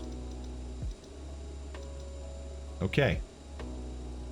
Okay. Yeah, that AFB has bugs for sure. For sure. Okay, that looks good. Let's see. ISA deviation +8 for today. Wind is predominantly from the west, so it's going to slow us down a little bit. Reserve is a 748, taxi fuel 227. Okay, estimated time of departure. So I can put an estimated time of departure of now, really, 16. Let's put it as 16:35. Execute.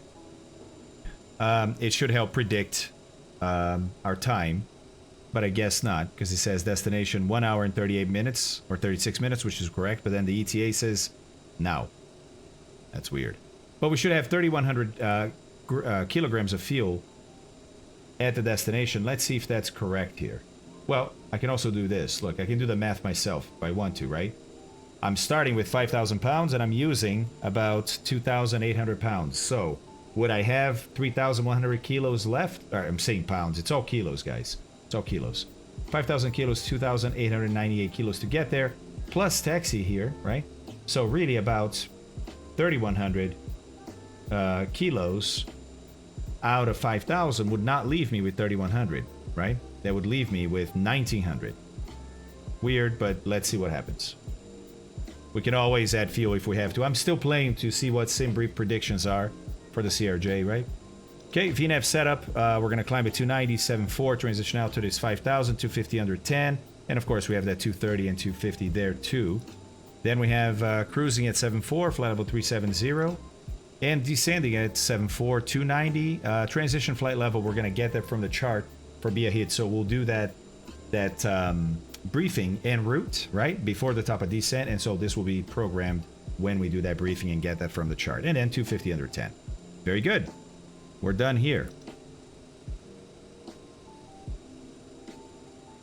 Alright guys, I'm gonna get another coffee and then we're pushing back. Hey, hello there. Hello. Okay. Very good. Be right back. Hey Rob, one fix I found with the CRJ is to zero out the payload using the MSFS payload page, then do your calculations, zero fuel weight in the FB. Interesting, okay. Huh. Okay. Alright, be right back. Hey, Colonel Fork.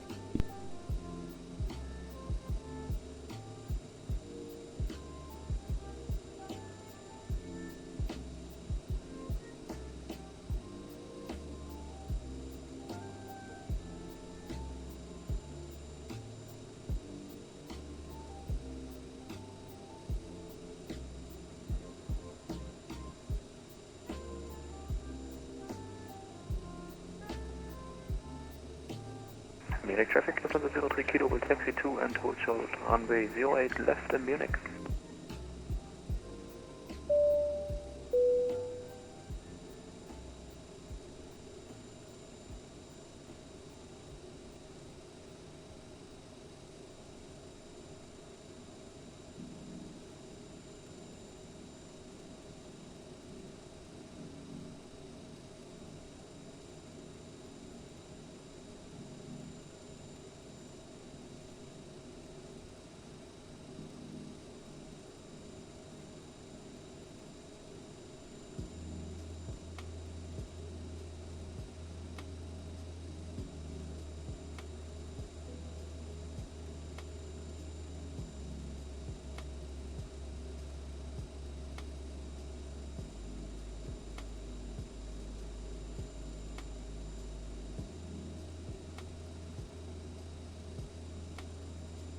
VNF traffic established, localized data 08 left, Condor 166.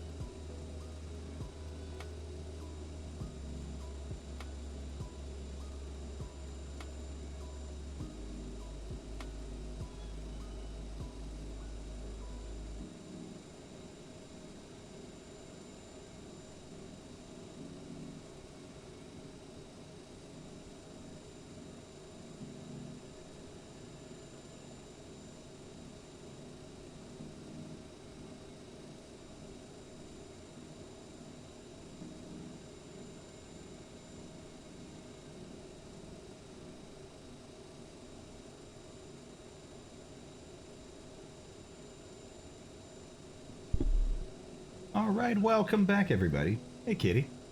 Are you entertaining people? Yeah? All right, kitty. Go this way. Kitty. Thank you. All right, so let's see how our doors are doing. There we go. All doors closed. Okay. We have chocks in place, but I have brakes. So, let's get the chocks out. Hey, baby. Alright. Hi, girl. Hello. Hello. Okay. How about we get a tug? I think a tug is a good idea. Okay, tug is attached. Can't see it, but pushback helper is doing the job. Alright. Ignoring the 2 IC. What is that, airlock? What is that, buddy? Alright. Okay, I think I'm good. I think I'm ready for engine start. I'm going to start the right engine first.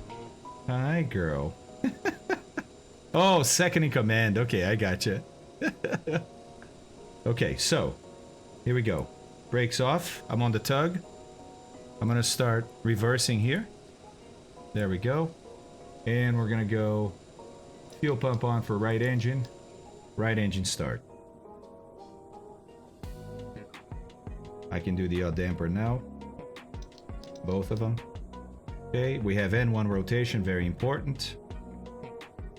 N2 rotation, of course, that's the first thing that happens. But the important thing here to confirm is N2. Almost at 20. Okay, let's go. Introduce that fuel. We're gonna get fuel flow. There it is. In a few seconds, as this continues to spool up, it's gonna light off and the interturbine temperature is gonna really spike. There it is. So that's light off for that engine. I think I have to start turning the other way. I always turn the wrong way. Always turn the wrong way. Where's the taxiway? Because I think it's a taxiway that goes that way, right? Maybe I should have gone straight a little more, huh? Hold on. Let's see this. Munich traffic, Lufthansa 17 Whiskey, one line up runway 08 left, behind landing, aircraft on 3 miles final. Dankeschön. And Munich traffic, Hansa line 2224 is pushing back from Golf 23. Oh yeah, I was gonna look outside. Oh, hello, there's light posts behind me. What? Oh, I guess it was right there. It's that close. Okay. Okay. All right. All right. Bring me there, baby.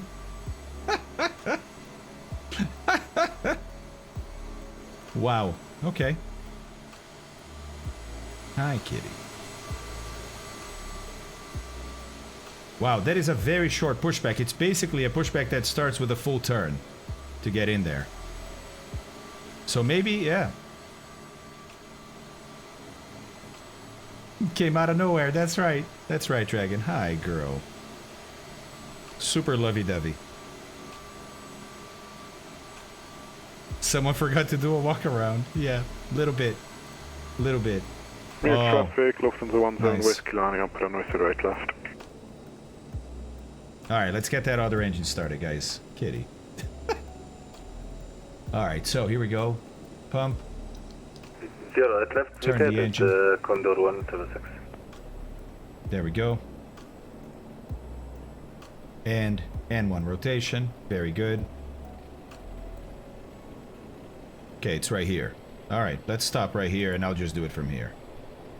Okay, parking brake on. Munich traffic, Lufthansa 17 Whiskey departing Disconnect the runway tug 08 and now left. 20. Almost there. departure. Boom. Let's introduce power. There. Oh, sorry, not power. Fuel. There we go. Fuel flow is happening.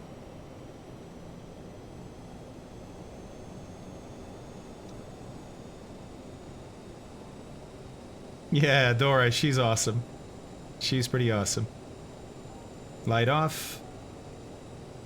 Good rotation. Very good, actually. We have enough oxygen, or good oxygen pressure. Let me set the trim properly. 7.4. And we have 7.5, so let's go to 7.4. There it is, 7.4. That was another good engine start. Okay, let's do a sweep of the overhead now. So it's DC on, that stays as is. Of course the beacon goes on now. We don't need logo lights yet. We're gonna turn this on when we start the taxi. This is all good, open. Good, let's stop the APU. Let's put auto, and auto. I think these come on before engines start, to be honest. And I just forgot. Okay, probes are gonna go on. Everything else here is set properly. Okay, looking good. Flaps are gonna go to... let me do this again. There we go. Flaps are gonna go flaps 8. Okay. We got... There we go. Slats and flaps 8 indicating. Very nice. Okay. I'm gonna check my instruments as I taxi around. Line up behind the silent Lufthansa, runway 08 left behind. Lufthansa 03 Kilo Munich. Alright, let's make a call here about our taxi to runway 08 right. Let's see. We're gonna go to Bravo 1 here. Okay. At Munich traffic, Hansa Line 2224 is starting taxi from Apron 13 via Kilo 1, Echo 3, Delta 3 to Sierra to Bravo, holding point Bravo 1 for runway 08 right. Munich traffic. And while I was doing that, Kitty was biting my arm. Hey, alright, alright. Let's go. Okay, let's start this. Lights on. Thank you, Kitty. Brakes off. Let's put our transponder on. There we go. And off we go. Hey, too old for this. How are you, man? How's it going? Kingsman! 9,965 just resubscribed for 3 months. That's awesome, dude. That's awesome. Thank you, buddy. I appreciate that. I appreciate that very much. Yeah, so that's the thing, Mort. I forgot about it, right? But unfortunately, it still works. Takeoff runway 08 left for the input 3 Quebec departure. It still works. Not really sure why Aerosoft didn't fix that, but okay, we gotta shut down or shut off the APU door and take power away from it. And the APU door is now closed. Okay, very good. Now in taxi, I'm gonna do... Actually, thrust reversers are part of the before takeoff, so I'm gonna wait and do the before takeoff. Remember, we have the operational shortened checklist. Ooh, what's that Airbus doing there? And CRJ there too. See, I don't know who is VATSIM and who is not. So we do it before takeoff as we get closer to the runway here.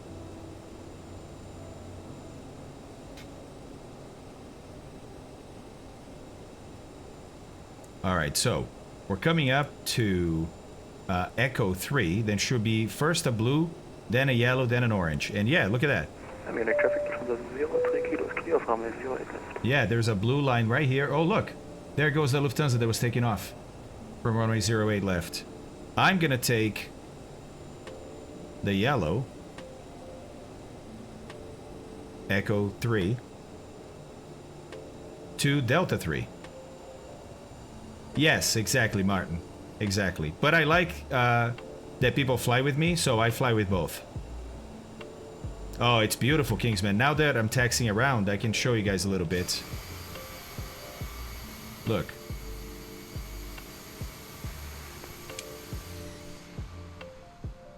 Look at how cool.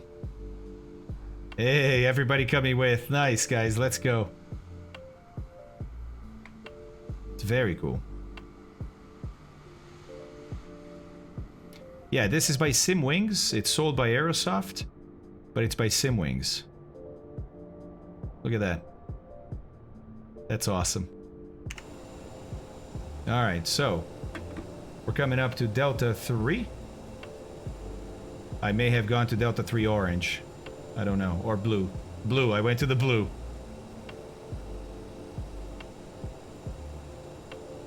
Interesting. There's... Oh, yeah, no. I was going to say, there's no way out there. Wait.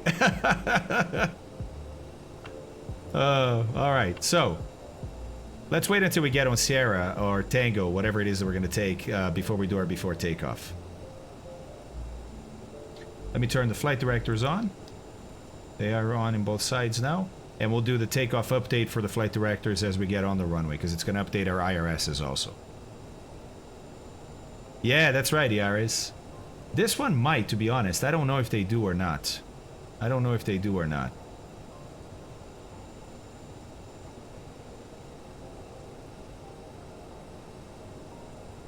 Okay. Alright, here we go. We're coming up to... There's Oscar 2. Then the middle one is Center 2. Which I think is this yellow one here. Oh, okay, so maybe you're not supposed to do it because there was no turn from there, but there was a turn for the blue. Alright, so now we're going to be out here on Sierra 8.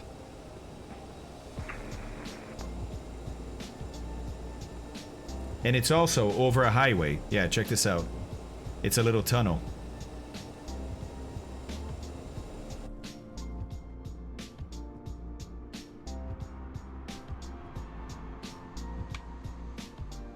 How cool, huh?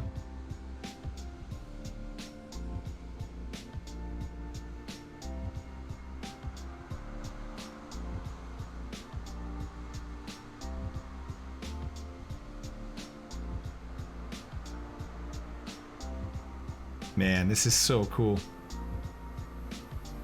So cool. Oh yeah, Jay Weasel. Yeah. Didn't know they went over a highway. Yeah. I'm so shocked. That's awesome. That's cool, man. Yeah, this airport's really well done. Really well done.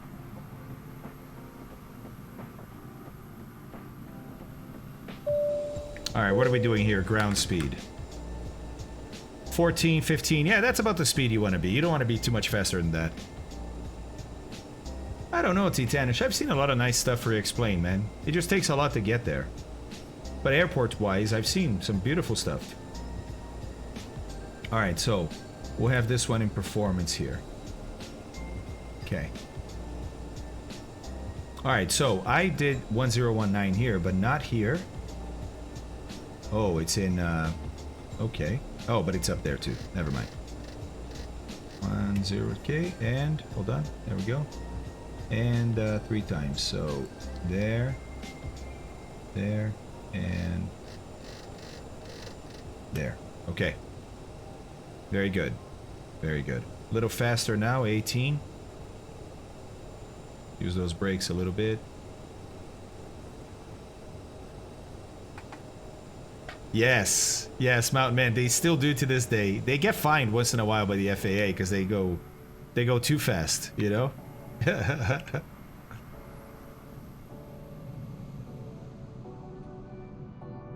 Man, that is so cool. That is just so cool.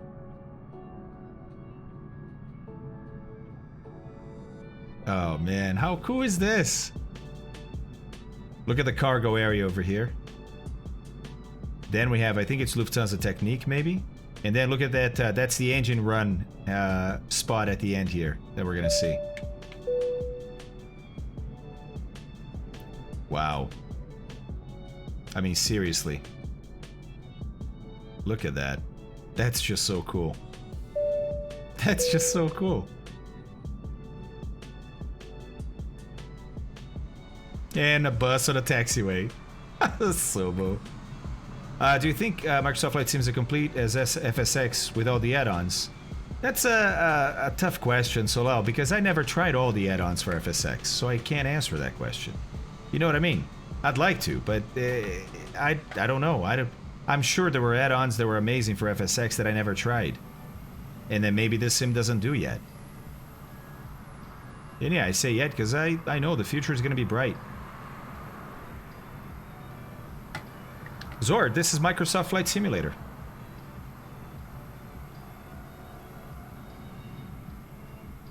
Lufthansa Technique. Yeah, Martin, that's what I was thinking. That's what I was thinking.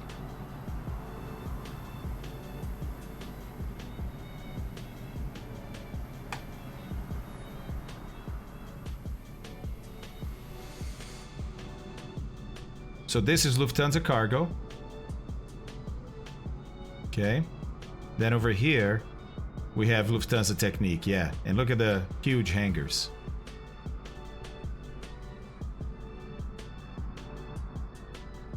Pretty amazing, right?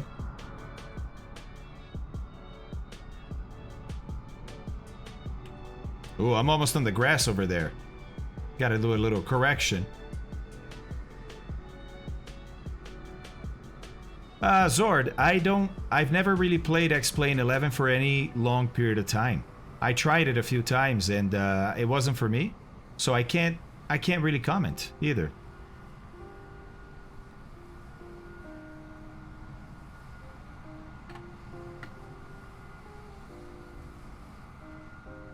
All right, so we're almost there, right? We're almost at Bravo 1. Yeah. Oh yeah, there's the engine run and engine run hangar, because you can look, it funnels the jet blast back here into, I guess, an area that you more acceptable to have noise. Normally they throw it up.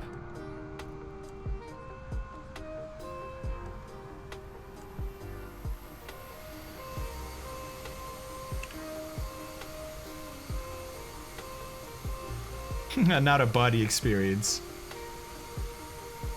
Woo. Oh, these posts going by. Alright, so let's do our before takeoff checklist, shall we? Let's do our before takeoff checklist. I think we should. Whoa. I didn't know if I had control or not. I had to, because I usually, if I have control of the aircraft, I don't have control over the drone camera. Alright, so. Anti-ice as required, not required today. Altimeters have been checked. I just did all three. Calibrated airspeed has been checked. Fuel quantity, no, CAS. Calibrated airspeed, the CAS. We don't have 3 there because we're missing 1, but it's coming up on the checklist here. Fuel quantity checked. So before takeoff, 4870. If you recall, for takeoff is 4770. So we're good according to SimBrief, right? Okay. Thrust reverser switches. We're gonna go armed and armed. There we go. In icy conditions, we're not. Slat and flaps, indicating 8. We checked that already too. Stab trim is correct at 7.4. And takeoff briefing, which we're not doing today. All right, so here we go. Munich traffic. This is Hansa line 2224. We are lining up a runway 08 right for a departure Anglo 2 Echo. All right. As we enter the runway, we're going to go landing lights on. Strobe is on. Our transponder is already transmitting. In out. I should probably look outside a little more. Thanks, Brack. Here's the, see? The blinking lights that I was saying they had before. That's the stuff they show here. No, not here, but here. Oh yeah, they show it there too. They show it there too. See, that's the runway guard lights. Okay. Alright, so let's have a... there we go. And instead of this, how about if I do this? There we go. That's a little bit better, right? Just to show you how well she flies the departure. Alright, looks like the wind is indeed aligned for this runway. We'll line up. We'll do an IRS update automatically when we change our flight director to takeoff, as soon as we're aligned here. Okay, right here. Stop. And I'm gonna watch right here. Row and pitch is gonna change to TO for both, for takeoff. And I get a pitch call for my takeoff rotation angle. Okay. We are ready to go. Let's do this. Wigwam, says Kingsman. Oh, I love the Trek II Airbus. I mean, it's amazing. You know? Alright, so here we go. By the way, I didn't do this right last time, so real quick, let's recall how this takeoff's going to happen. I'm going to rotate, right? And it's going to be positive rate. Gear up. Then, at 500 feet, I'm going to go nav, speed, autopilot on. I'll be cleaning up the aircraft from flaps, right? Then we're going to dial our speed to 230 because our max is 230 during this initial turn here. And remember that our first altitude is 7,000 here, right? So we have 7,000 set in our ACL. We won't climb higher than 7,000 here. Our speed for the climb is going to be 230 then. And nav is going to take us through the departure. Okay. Now, it's not a full takeoff briefing, right? I have been saving that. We're going to talk about that in training. Okay.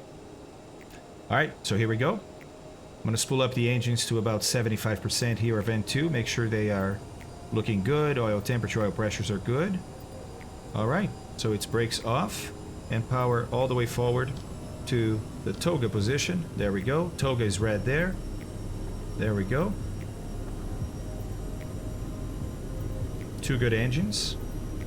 Takeoff power is set. Airspeed is alive. 80 knots. At V1, my left hand comes off the throttles here. V1, rotate. Positive rate. Gear up. Pitching up for my flight director Q.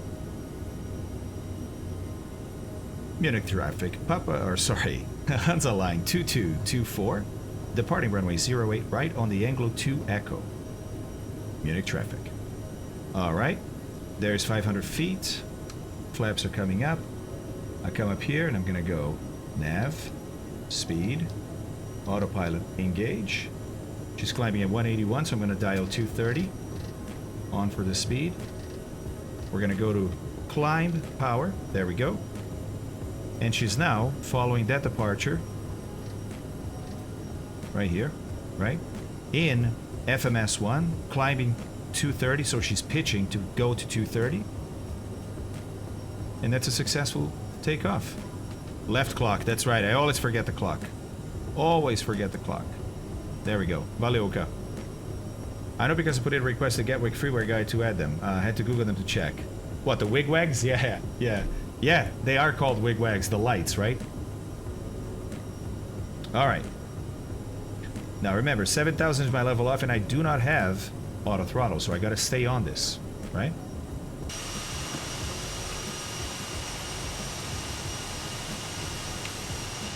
Whoa, hello.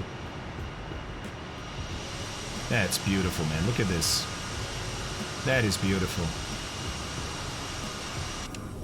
Alright. Let's see here. Okay, so we passed 5,000, so we gotta go to standard. There we go. That dials the altitude down a little bit, but she's already in altitude capture, so I'm gonna start slowing down here as I go standard. Standard. Because once we go to altitude capture, she's no longer in speed mode, so now I have to control speed. Yeah, it is, Tanish.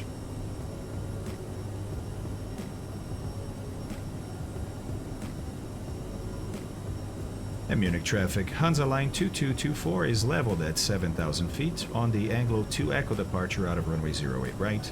Currently flying to Alono 3 miles out. Munich traffic. Hey, I just saw the speed. I was like, no! No! It's during this turn that it needed to be 230 until Alono. Then after Alono we can go to 250.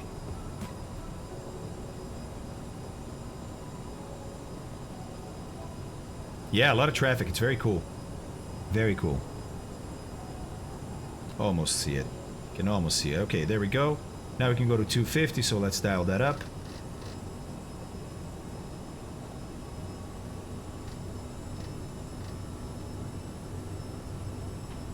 Okay, now what we're going to do is we're going to simulate that ATC would allow us to climb from here, right? In some places you do get held down at altitudes like this, but in a lot of places it's just an initial altitude mentioned here in case you lose communications, in case you lose your radios. Then they know what you expect, or they can expect you to do what the chart says, which is level at 7,000. Normally, if they can, they'll let you climb. So we're going to do that now. We're going to start our climb at 250 knots to 37,000 feet, or flight level 370. So let's roll up our altitude to that. A little bit less than that, but we can change that on the go. We just got to 250, so let's go speed mode, and she goes immediately into climb, but we don't need this anymore, at least for now, right? So now I climb 250. If I add power, she has extra energy for that power, which means she's going to have to convert that extra energy, climb is set, to altitude to stay at the speed that I asked her to stay. Pretty interesting idea, right? A climb mode or speed mode or flight level change. Different avionics manufacturers call it something different. They all work pretty much the same way. All right. So let's check the pressurization. Okay, our packs are working pretty well. Cabin altitude is 850 feet, climbing at 1,000 feet per minute. Delta P is 3.9. Looking good. We're about to pass 10,000. Yeah, thanks, Mountain Man. I always forget that, dude. Always. I mean, I always forget a bunch of stuff, right? But I always forget to reset my heading when we turn. Okay, passing 10,000. A couple of things are going to happen. We're going to do landing lights off. Then we're going to change our speed to 290. And then we're going to do a climb checklist. Carl Childers just resubscribed for 4 months. Hey, Carl, what's up, buddy? Thank you very much for that sub, man. There's 290. I'm still in climb mode, right there. And you can see that confirmed here by the blue CLB for climb. It's asking for 84.5. That's what climb setting is right now. That's why it's blue and blue. And the engines are doing 84.6, 84.7. So, I mean, they're not perfect, but they're almost there, right? As we initiate the turn at Laco to Obaxa. Whoa. We just hit a little bump there, which was a weather update. It changed the speed a lot, so now she's going to pitch up a bunch. Watch the vertical speed. To use that excess speed and bring it down to 290, and that's going to result in a more aggressive climb for us.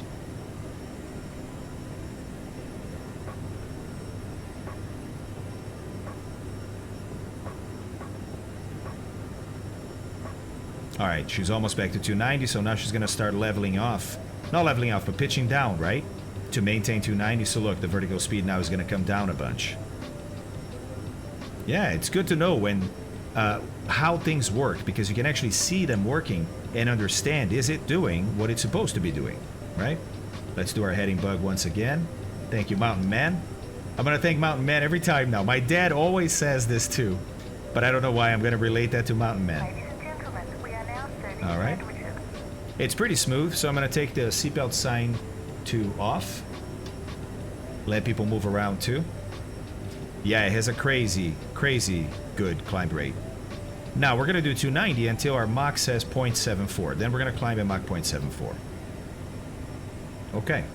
All right, climb checklist. Or, well, should have done an after takeoff, really. But that was Bleeds, APU, NTIs. We haven't touched them. They're doing well, but I did check the ECS page, right? Landing gear flaps are retracted. Thrust reversers, we need to turn off. Let's go off and off. Okay. Slats and flaps are up. Yep, they are. CAS, we have, let's see here, on the stat page should be one CAS message. Yep, and that's the no smoking. Very good. And there's our CLH2224 flight number, so we remember it. Posted right there too. Pretty cool. Pretty cool. All right. Passing tracers now to the altimeters are QNE. They are. Next is descent. There we go. There's not even a cruise one. Pretty straightforward stuff, huh? Pretty straightforward stuff.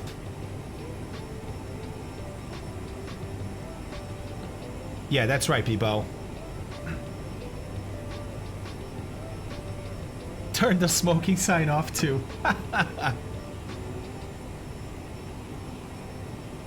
What's that, Mountain Man? What did I do that it's because of that? Because I want to give you a plane with no faults. Look, never good to not see your next waypoint, so change your zoom. There you go. Now I can see, and I can see that I'm limited to 250 until there. Whoopsie daisies. Guess we blew that part of the departure today, didn't we? In a big way. In a big way. There it is. Look, it was 250 until there. Now, again, possible in real life that they would clear you of that restriction. But when you don't have ATC, you should be following those restrictions. Alright, so let's get our heading. Whoa. Whoa. What just happened here? Oh, it's a changing weather again, I believe. Yeah. Wow. Okay, that's kind of odd that the weather is changing that drastically. Normally it's pretty smooth, isn't it? I feel it is.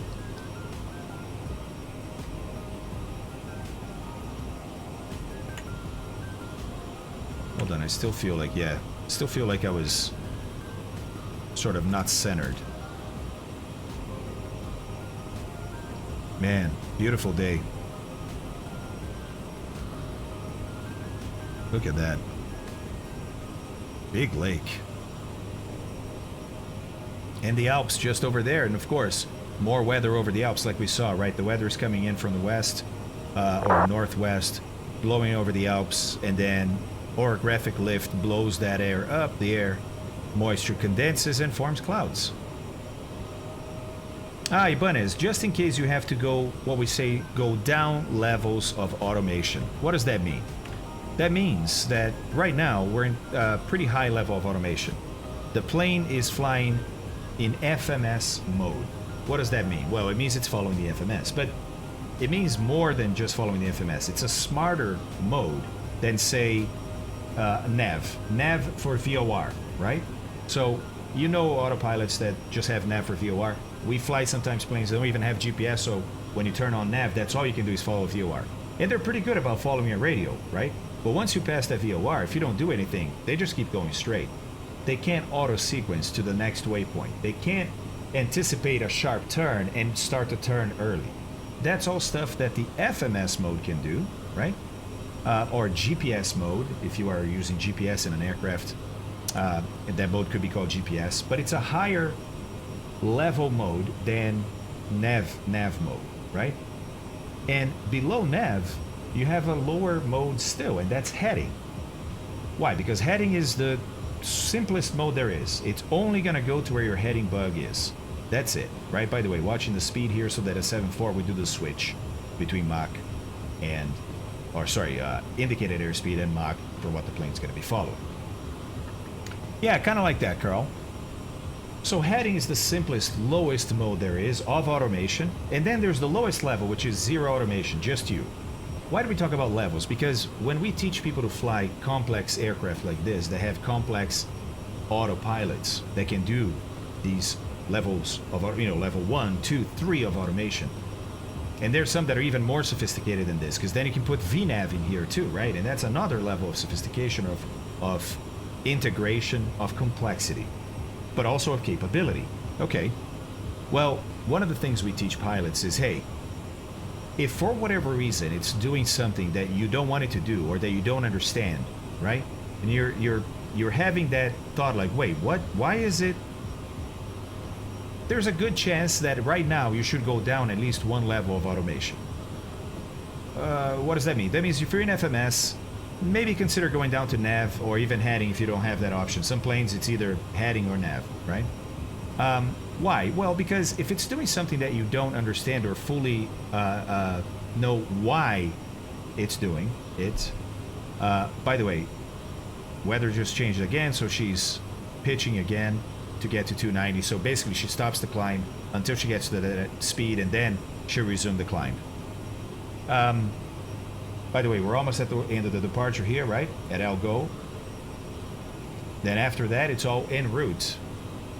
But we still have some climbing to do.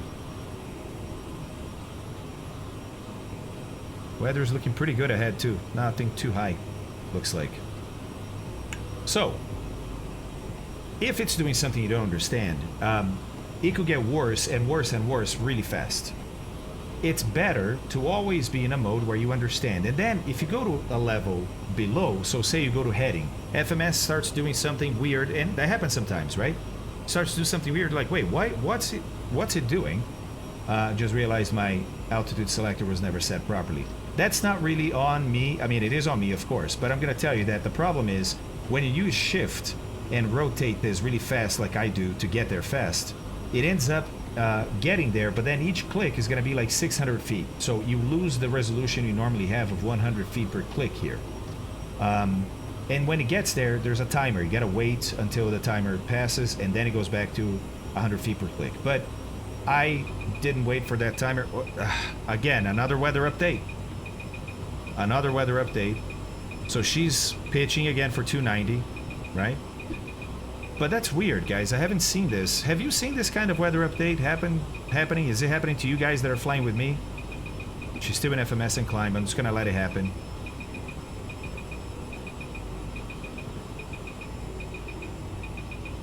How it can degrade and how it gets information used to make changes. Yeah. Yep. Oh. Wow. That's super odd. That's super weird. Okay, anyways, look, she already shows me that, hey, I know you're inclined, right? The vertical modes are on the bottom here, the lateral mode's at the top. Lateral mode is FMS, it's doing the lateral navigation. Then the vertical mode is doing my pitching for me, right? In this case, trying to keep 290 knots no matter what I do with the power. But over here in white, it's also going to show you whatever mode is armed, meaning, hey, this is the mode that's armed right now, and it's gonna capture when its trigger is satisfied. In this case, it says the altitude selector is armed. That means, hey, I understand you're doing a climb. I also understand that the next thing that's gonna happen is we're gonna get to 37,000, and I'm gonna capture that altitude. So it's to inform the pilot of not just what's happening now, but what's gonna happen next, which is pretty cool, right? Okay. All right, so back to levels of automation.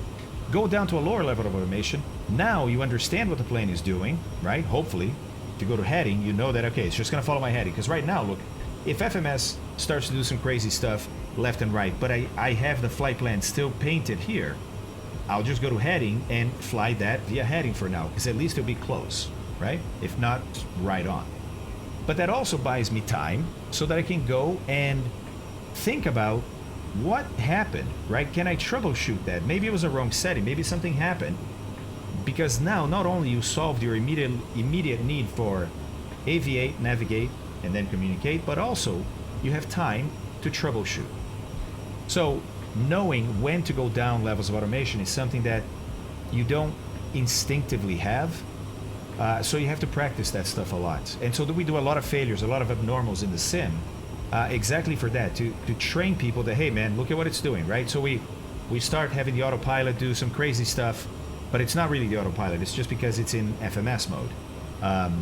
And they have to, you know, catch that and go back to heading, or even, hey, you know what, turn everything off, I'm gonna hand fly. Sure, that's an option too, right?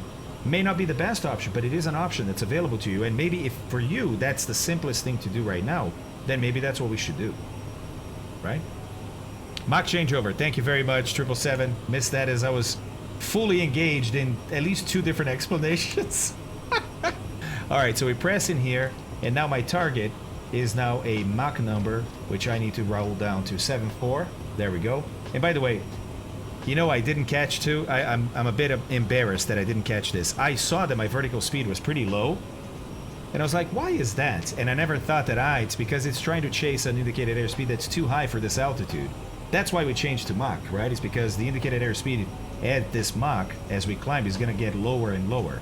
Because the atmosphere is less dense, and that has a lot to do with Mach, with the speed at which sound moves through the air. Hey!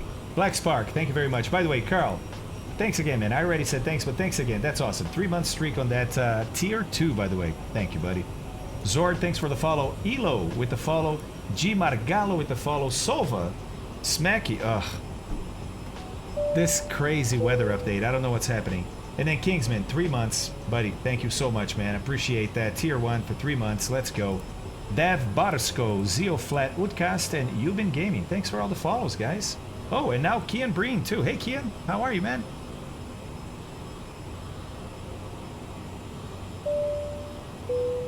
Alright, so we're almost at 3.7, right? For some reason it updated to Mach 7.5. No, I want 7.4.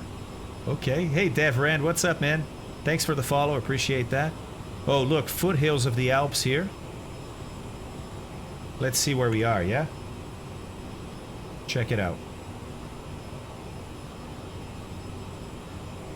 So we've taken off, completed. This is Argo right here, by the way. It's actually back here, I believe. Let me see.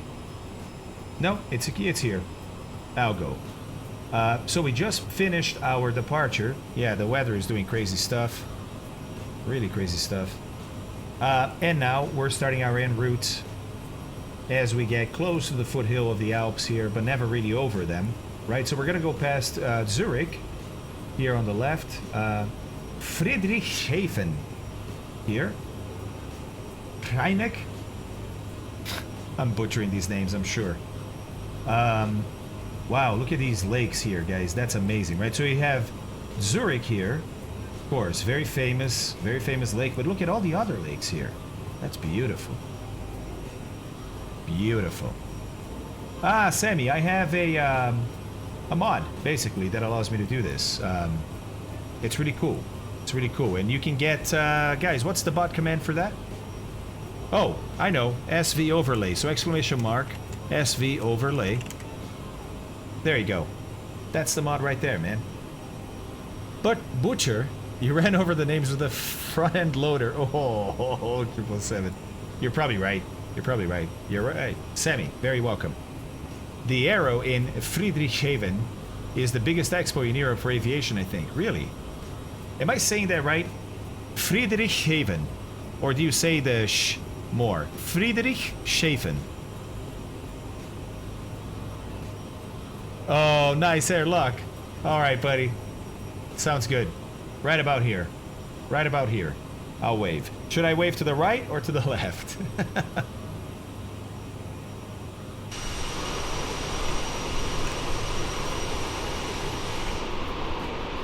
Oh, nice. Got a bonanza. Keeping formation with me. That's nice. Let's see. Anybody else? Nah, I don't see anybody else.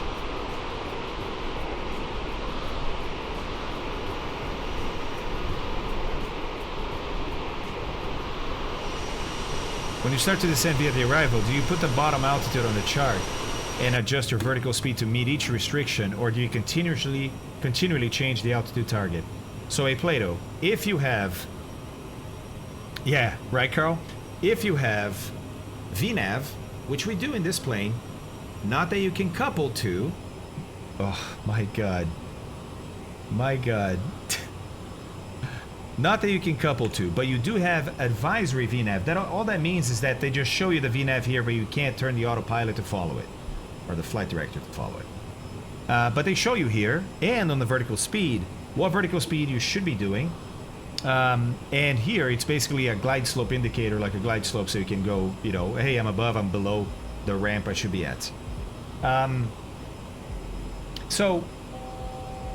Okay, 1 to go. That's the little warning there. So we have 1,000 feet to go till we level off. And that's important because the level off, I have to do the power myself to maintain Mach 7.4. And that's going to be tricky. It's always tricky without autopilot, but especially here in this plane.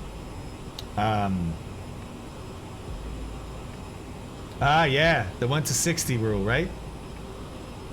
Yeah, it's a model mismatch, Christopher. It's probably the MB339 little jet trainer that is out for the sim that I don't have, right? Okay, so, hey, Plato. So what you're gonna do, and maybe let's look at our arrival. Maybe our arrival there has some restrictions. Maybe not, because Biarritz, kind of, not in the middle of nowhere, but it's not super busy. Now, okay, we have a couple. Check it out. Check it out. Okay, we're leveling off now, so now I'm doing the power myself. Oh, and for some reason, look at this. It changed back to knots. Did I hit that instead of the heading? Yeah, I did. I hit that instead of the heading center. I totally did. There we go. 7.5, no, 7.4. There we go, and now I'll do the power myself. And let's see if I can stay close to that magenta there. Yeah, I hit it. Yep. Hey, no shame here, man. I make lots of mistakes. I just hope you guys learn from those mistakes. I tend to, perhaps, maybe, if I'm lucky, learn from them. But we'll see. Okay, so speed's doing all right for now. Let's just take a moment and look at this. So we're coming in, I think it's going to be from Sovos, right? And what this here says is that, hey, if you're coming in from Sovos, at Sovos, you have this altitude with a line on top of it. The line on top means there's a ceiling at that altitude. So that means you have to be at flight level 150 or lower. They don't give you a bottom altitude, right? There could be an altitude here with a line under it. That's an altitude that has a floor. You can't be below that altitude. But right here, it's just an altitude to be at or below. So you can be at flight level 150 or anything below that. But that's, we need to calculate how to get there, right? And then you have another one here at BDOC. It's going to be flight level 80. Okay. And then after that, we make our way to Eureka here, and it looks like it's going to be, from here, it's going to be an ILS for that west runway. Okay, well, so you can calculate when you need to start descending for this, but then you go, okay, then I can calculate from here to here what kind of vertical speed I would need, etc. What VNAV will do for you is VNAV will calculate that. It will actually look at it and say, what's the most restrictive? Because maybe if you come down at, say, a 3-degree ramp, like an ILS, which VNAV likes to do, VNAV is usually using 3 degrees on the way down, right? Say you come down at 3 degrees from the top of descent to hit Sovos right at flight level 150. Great. But then VNAV realizes that if I keep the 3 degrees after Sovos, I can make that flight level 80 that I have to be at or below. If I keep that 3 degrees, right, BDAC is actually going to be at like flight level 110 because it's too close. So then he goes, okay, so I can't really fly a 3 degree to Sovos, get there at flight level 150, and then change that. I mean, you could do that, but VNAV says, you know what's smoother is, if I start that top of descent even earlier, because the more restrictive is BDOC, I'll still be able to use a 3 degree, but then I can pass Sovos at whatever, flight level 136, doesn't matter, it's going to satisfy this, it's going to be lower because the more restrictive one is up ahead, right? And you would have to have a lower ramp for that, so in this case you just started earlier, and now you can make BDOC exactly at flight level 80. That's the beauty of VNAV, right? So, if that's the case, if you have VNAV, then yes, what you can do is, the way you tell VNAV to, hey, take care of all the altitudes in between, is by putting your bottom altitude, which looks like might be 3000. This is a IAF, it's the initial approach fix, so it gets us here. You're like, but then there's an arrow from here. No, that's just if you're arriving from Donos. That's how you get to Eureka. Once you get to Eureka, you don't need this chart anymore. You can go look at the approach. Let's look at the ILS for 10827, and you're going to see that Eureka is going to be, oh, here's BDAC even, right? This one doesn't have Eureka. No, maybe it's the other ILS. Or maybe not. Okay, that's a little more interesting than I thought. Oh, here's Eureka. I didn't see it in the other ones. Eureka is here, right? I don't know if it's in the other ones or not. No, it's not. So it's only on the ILS X-ray. The other ones are going to be vectored in. But then you get to Eureka, right? And Eureka, look, is at 3000 Gs. My speed just went to hell. All right, it's okay. Let's get to back to 7.4. Man, it dropped to 0.63 like that. It was perfect, by the way, while I was showing this. Wasn't it? Actually, I didn't see. I wasn't watching. Maybe it was too slow. Maybe it was too slow. All right, I'm going to do a little more here.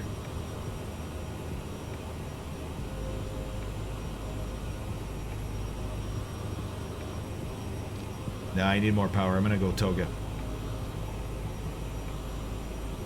She's on the back end, or the back side of the drag curve. So right now there's so much drag that I need more than the cruising power to get to cruise power, which is kind of counterintuitive, right?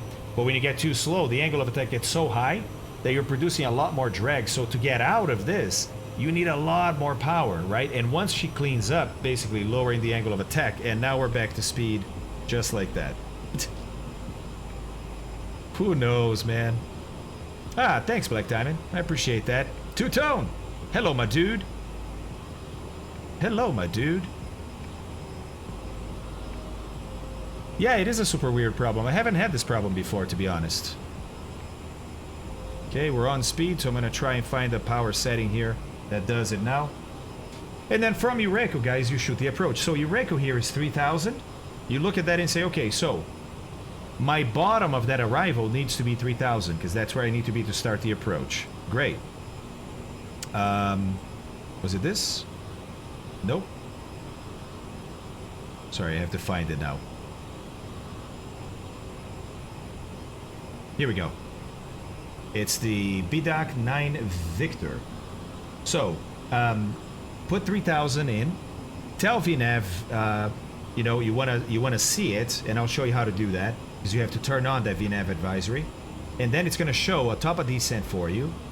That top of descent is going to satisfy this, and then after this there's no more restriction, but it knows that you want to be at Eureko at 3,000, so it will also count that as a restriction to make sure that you get there at the altitude that you want to be at. It's pretty awesome. Pretty awesome. Appreciate the VNAV explanation. That aligns with what I usually do, though I look at the V-speeds on the direct screen rather than follow the snowflake. Got it, A-Plato. Got it. Yeah, I love talking about these things, man, these concepts, you know, and how these things actually work. So I was a little bit fast. I took some power out. I think she's coming back now. Alright, so that VNAV, where is it going to be? Well, it's going to show on your PFD right here to the right, on the right side of the PFD, just like your glide slope indicator. But it's going to be a little asterisk, a snowflake. Around in MSFS and was getting bored. Watching your streams have given me so much more depth to this game, and the rabbit hole gets deeper and deeper the more I learn. Smiling face. Hey, Goat Friend, that's awesome, dude. Thanks for saying all that, man. That's awesome to hear.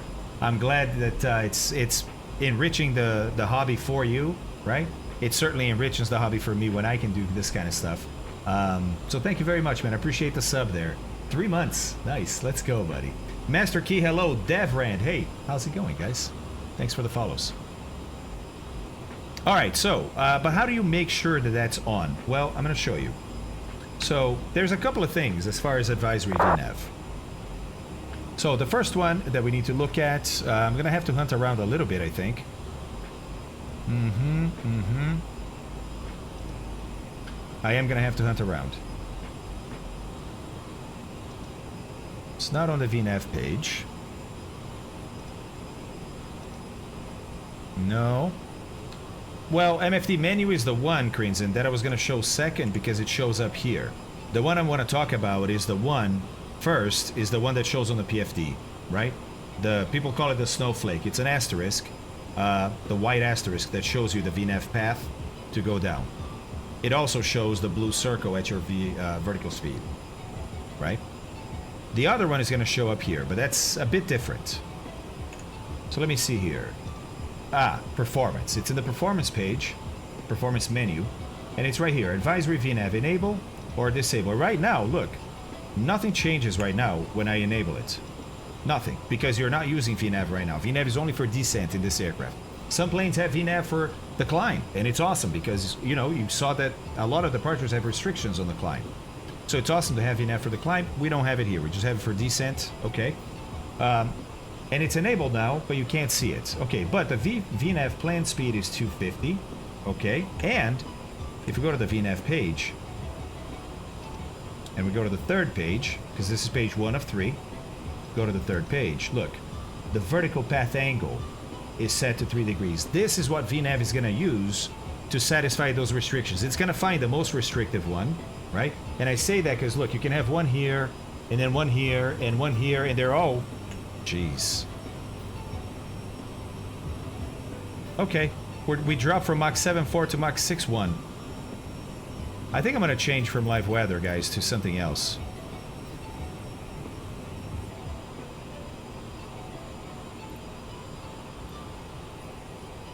I could do on real weather.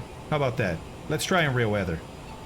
You learn so much watching or even listening with one ear to your streams. Thank you. Absolutely, Neo. Hey, glad to do it, man. Mark, I have a discontinuity, but the discontinuity is on the arrival, and for now I want that there.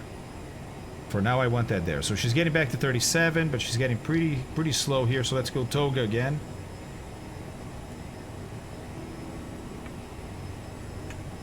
Yeah, she's still slow. We're getting a little bit of turbulence up here.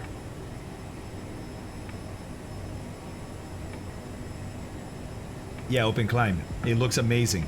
It looks really good. Oh, can it calculate top of descent with a discontinuity? No, it cannot. Because it doesn't know how you're going to get from the waypoint that the flight plan ends to the next waypoint in the flight plan. That's the discontinuity, right? There's no linking of two waypoints. It doesn't know how you're going to get from there to there, because sometimes you want a discontinuity in there because you know you're not going to go straight from this to there. You're going to be vectored from here to there. So leave the discontinuity in there. When you get to this last waypoint, she's going to go to roll, so she's going to keep whatever bank she had when she flew past that waypoint. Chances are you're going to be vectored, so now you're going to go to heading mode, be vectored around, and then maybe get a direct to this waypoint. At that point, you can do direct to this waypoint. But until you do that, until you solve that discontinuity, there is no top of descent. Hello, babe. It's going well. Chihuahua, it's going well, man. How's it going with you? Yeah, I like that you've been stopping by a lot. Hey, Scholar, I have this problem too. When the winds flip-flop from heading to tailwind, yeah, almost on a timer and cause many annoyances, yes. So she's slowly recovering that airspeed. I'm gonna go to max speed here, guys, or max throttle, which you can only use for 5 minutes. Maximum oh no, this is maximum continuous. Okay, never mind. Hey John, you have definitely made me a sharper pilot in real life and in the sim. Hey, that's awesome, dude. Thanks for saying that. Yeah, Cobus, thanks, man. Appreciate it. Today's Taco Thursday, so I'm headed to the Mexican phone company for food. The Mexican phone company. Okay. Man, we can't get out of this speed that we're at, right? It's basically stuck there. So what do you do in a situation like this? Well, here's what you do. We're gonna exchange altitude for speed, get out of this draggy situation that we're in, and then not zoom climb, but at better speed, we'll climb back up to 37. All right, so here we go. So now it's gonna be, well, I'm actually just gonna vertical speed our way down. Immediately the speed picks up, right? And I have to put a lower altitude to be able to get a vertical speed or any vertical mode. Otherwise, if you have the same altitude that you're at set and you change to any vertical mode, it will change to the vertical mode for a second, but then it says, oh wait, I am at the altitude you want to be at. So it recaptures the altitude. It does it so fast you can't even see it sometimes. But that's what will happen, right? All right, so here we go. We've lost about 2,000 feet. Or sorry, no, 1,000 feet. And we're almost back to speed.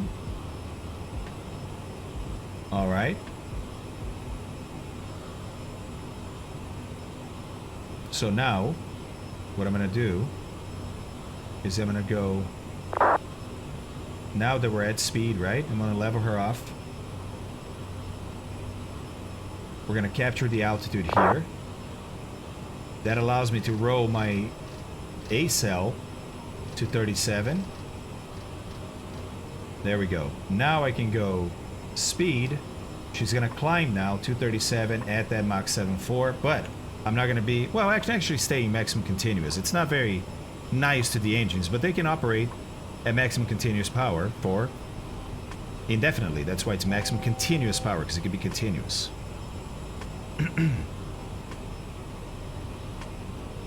Well, Jay Weasel, this wouldn't happen in real life, right? Ah, Taco Bell, nice. The phone company, yeah. Got it, Seppi. That's awesome, dude. Enjoy it, buddy, enjoy it.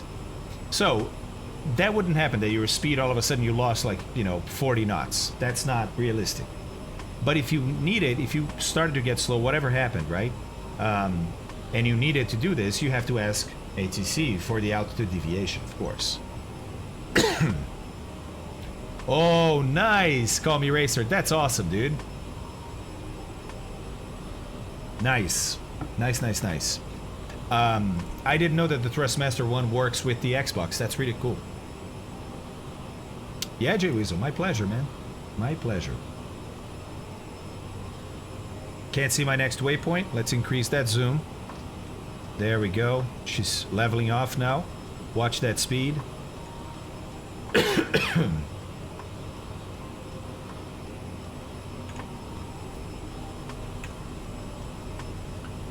So, this here also has to do with VNAV, right?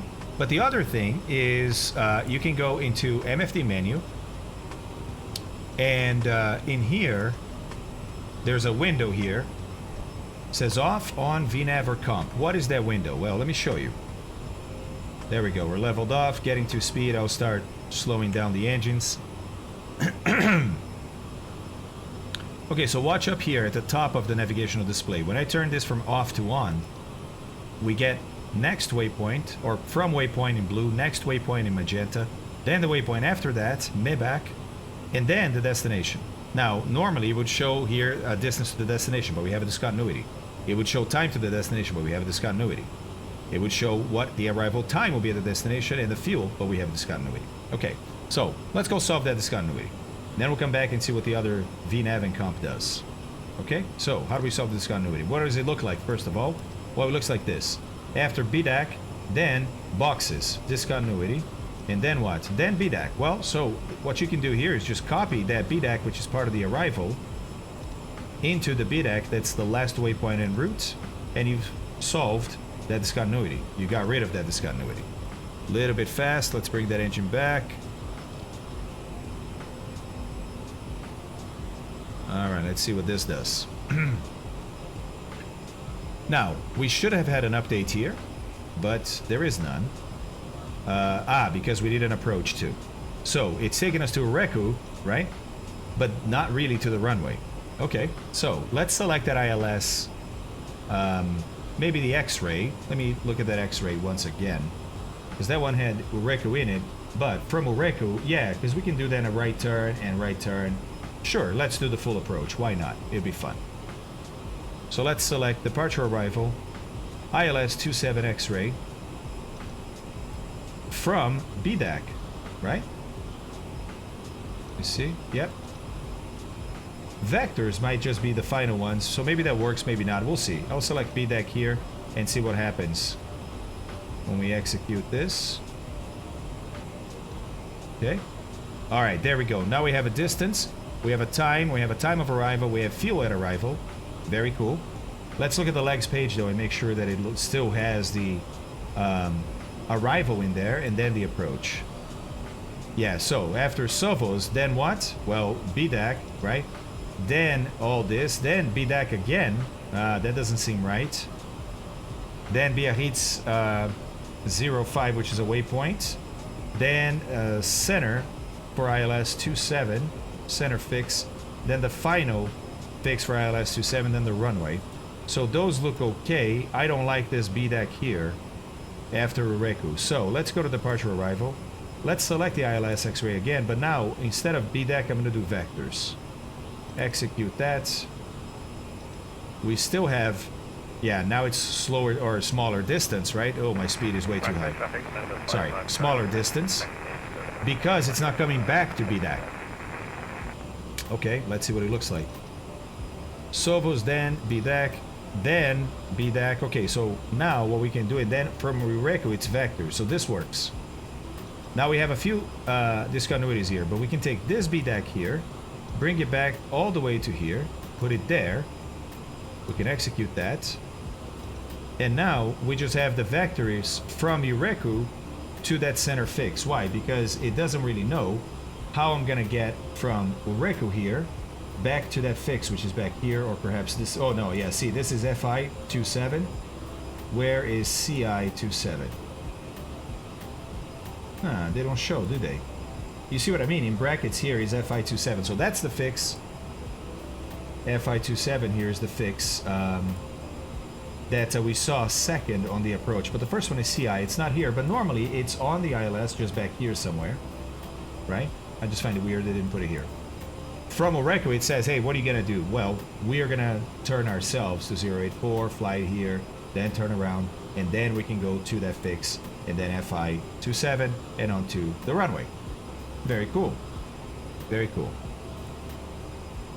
Oh, my speed is now too low. Oh boy. Oh boy. Okay, so let's go back to MFD menu, and turning that on then showed me again from waypoint, next waypoint, the one after, and destination. And we just solved the discontinuity, so now we have destination data filled. What if I go to VNav? Well, if you go to VNav, it's on the right side. It's still going to show you that stuff on the left, but it cuts out a couple of things, fuel and time at estimated time of arrival. But here it's going to show information for these different waypoints, right? For VNav waypoints, basically. So if you go to legs and we look over here, we're doing flight level 370 because we're cruising, right? Yes, cruising, cruising, cruising. Then we're going to start descending. Looks like it's right before AGN here. But why? Because the first, look, that little arrow says, hey, this is your first VNav restriction of the descent. And remember, that's because we have this right here. Oops, wrong BDAC. Oh no, I went to SIDS. Because we have that BDAC at flight level 80. What about Sovos at flight level 150? That should be in there too. But Sovos is not. So can we add that? Yeah, we should be able to. I don't know if this FMS does that or not, but we should be able to. So what you do here is you go FL 150 B for at or below, and let's try and put that as Sovos. There it is. It took it. I'm going to execute, and now let's see if it changes that BDAC up there to Sovos. BDAC may still be the driving one, so the most restrictive one, so it may stick with BDAC. But let's execute and see. Nope, now it's Sovos. And now if we will calculate a new top of descent, so if we go back here, yeah, look, now, oh no, now it says flight level 150 here. What? What? Oh my god. This FMS, man. It still has a top of descent before AGN.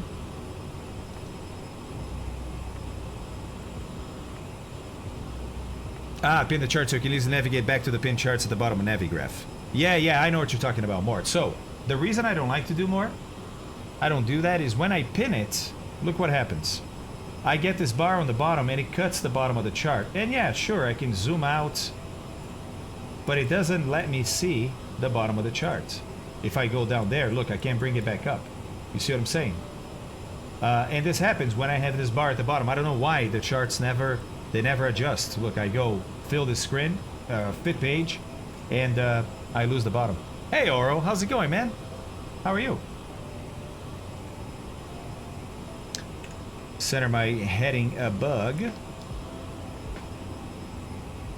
Speed is just a little too fast. Let's fix that. Yeah, and how's the outside world? Let's have a little look.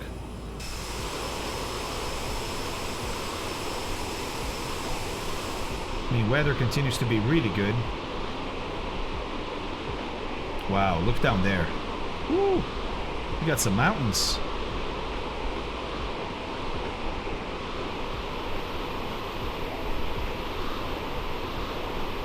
Man.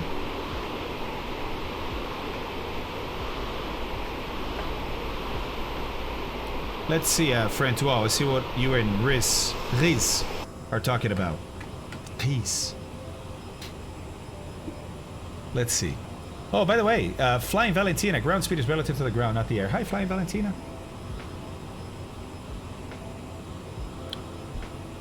Thanks for helping my question last night. Of course, Riz. Yeah, my pleasure, man. CI-27 will be here. The ILS track feather ends at the intercept altitude, right? I don't know if it's where the feather ends or not. To be honest. I don't know. I know the final fix, the FI, is where your final altitude intercepts the glide slope and you're going to start down on the glide slope. So that's the Maltese Cross. The Maltese Cross is where you intercept the glide slope for an ILS. That's always FI if you have this coding of waypoints for that approach. Not every approach has that. This one does, and several do.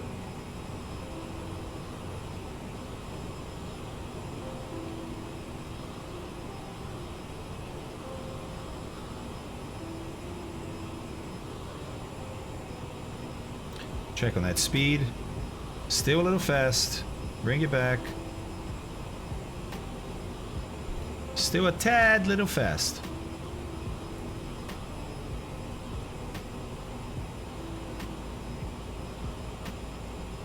Ah, yes, Airlock. Thank you. Appreciate that. Appreciate that. So, Valentina, do you fly in real life? Or do you fly in the sim? Or do you just imagine you're flying? Hey, man. You know, whatever floats your boat. Hey, Frankenstein MD is here. Thanks, man. I'm doing well. How are you? Ah, nice. That's awesome. That's awesome, Valentina. Congrats, man. That's really great. TC. Uh-huh.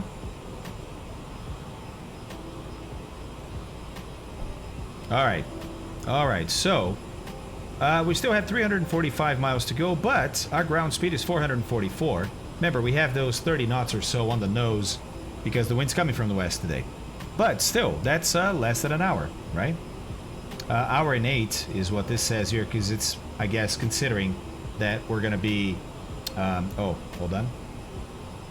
Yeah, I didn't think of that. It's considering that we're going to be slowing down below 10,000, so of course, it's going to take a little longer. So we're about an hour and 8 minutes out. Top of descent is usually 20 to 25 minutes out, so we have a little time still. Speed is almost there. Oh yeah, DC, you lost power, I heard.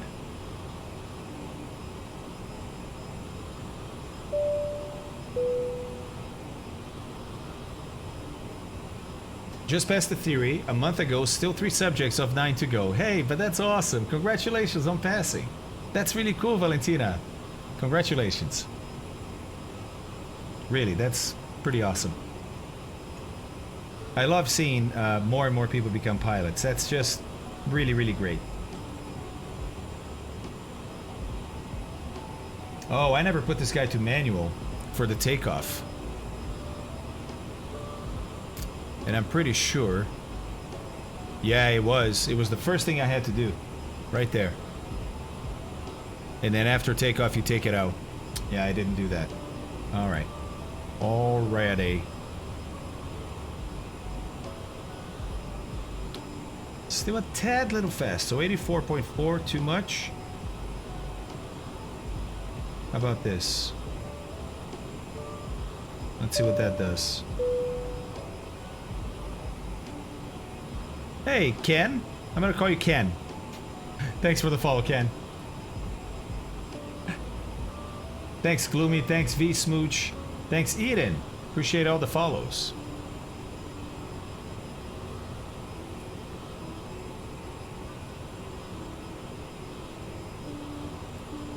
I'm trying to get my medical. I take antidepressants, so it's a hassle. Yeah, half inch. It can be a hassle if you take, well, it is a hassle if you take antidepressants, but it can be done, as I understand it. So, keep at it, man. Keep at it. Yeah, DC. You both keep at it. Yeah? Yeah.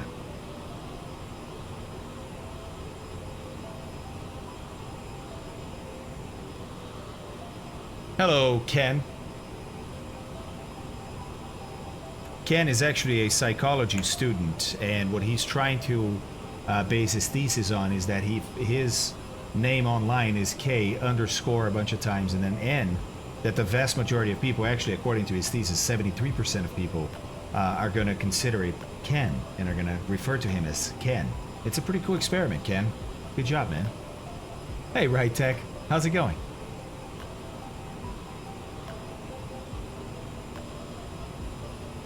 Nice, half-inch. That's awesome. I'm doing great, man. Thanks. How are you? Doing well, doing well. Oh, you're good too. All right. All right, all right, all right. That speed adjustment is looking okay for now. I shall call him KNN. No, on VATSIM, Gloomy. Flying on VATSIM. Let's have a look, actually, at the volant. All right, so here we are. About halfway down the pipe. Of course, right? Of course they have ATC here, but not where we're going. It's all right, guys. I like to fly on VATSIM for the traffic too, right? But if there's ATC, it's even better. Nice. Stefan is flying with too. That's cool. There's Moose. Nice, Moose. Hello, buddy. And so far, so good. Look, we've been following the plan pretty well here. Nice.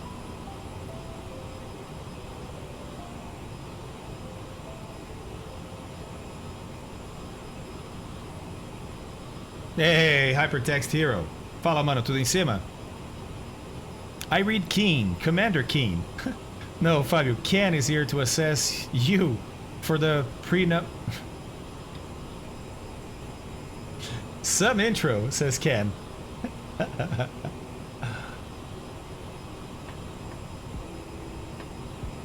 Oh, DC, yeah? That sounds achievable. No, Bjornar, not yet, buddy. Not yet. Let's see here. I've got 6 days and I'm off to SSRI. Work with your doctor to make it happen for you. I actually had a consult with the doctor I'm going to use for my medical exam. It was very helpful. Good luck. I like Volata. So glad you introduced me to it. Oh, nice, Knights. Mountain Man, I have the Yeti. The popular Yeti microphone. It looks like this.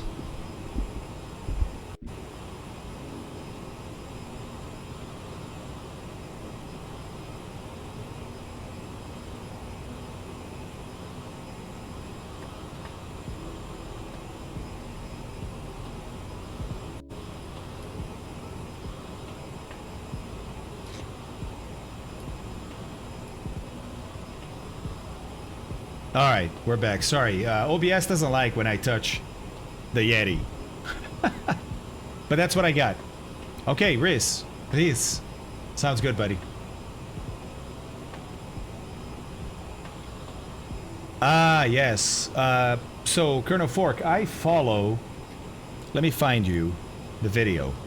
You guys know Nutty on YouTube? Nutty does a lot of OBS stuff on YouTube. He's pretty awesome. And he's got a great video about the settings that he uses, and that's what I use, and it's a little bit of work, more than your normal, but man, it's worth it. I think it's really worth it. So here's the video, Colonel Fork, or anybody else that's interested in mic settings. This man is one take at it, right? Different folks, different strokes, but give it a try. See what you think.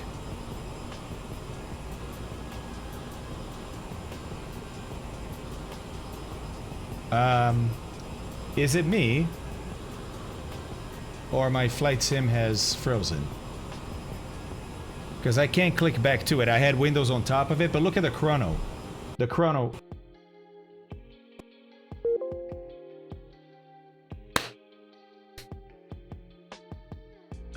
Alright, alright, alright. Microsoft Flight Simulator. Fine. Fine. Fine.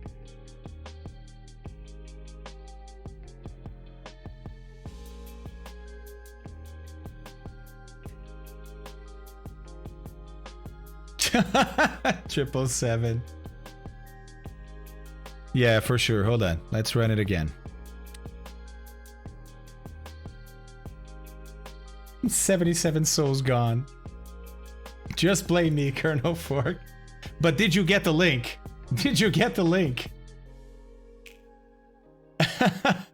Mountain Man, I don't think it is because of that. Well, I mean, who knows, right? Hold on. Yeah, Ibanez, exactly. I sign in and it crashes the desktop. Celestial Navigator, what? Wait a second. Wait a second. May I know you from the PMDG forum?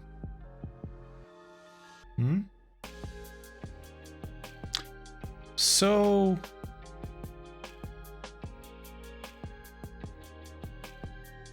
Okay, hold on.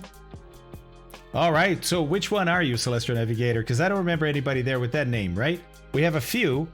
We have a few that I recognize, but that's not one of them.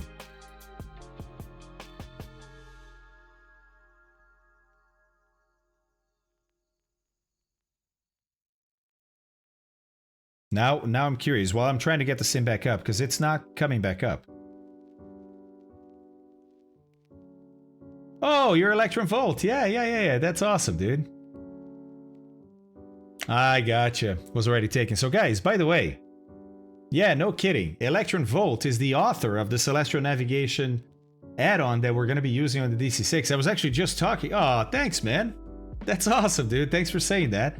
I love your add-on. I was actually testing that, well, the flight that's in the guide, right? The tutorial, if you will, this morning. And I was just showing people when I started the stream because I still had all my lines in little nav map. And I showed them this too. That's right. I didn't use July 4th. I used today. So I had to go and find P249 and get some different readings than what the tutorial had. But I was working through it, man. It was awesome. And it is awesome.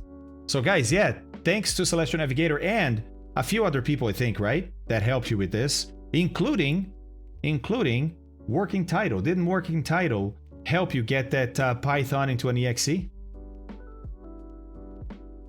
Yeah, thanks, man. Look, you already checked all the numbers. It's like, aha, not too bad. You're about 30 miles off.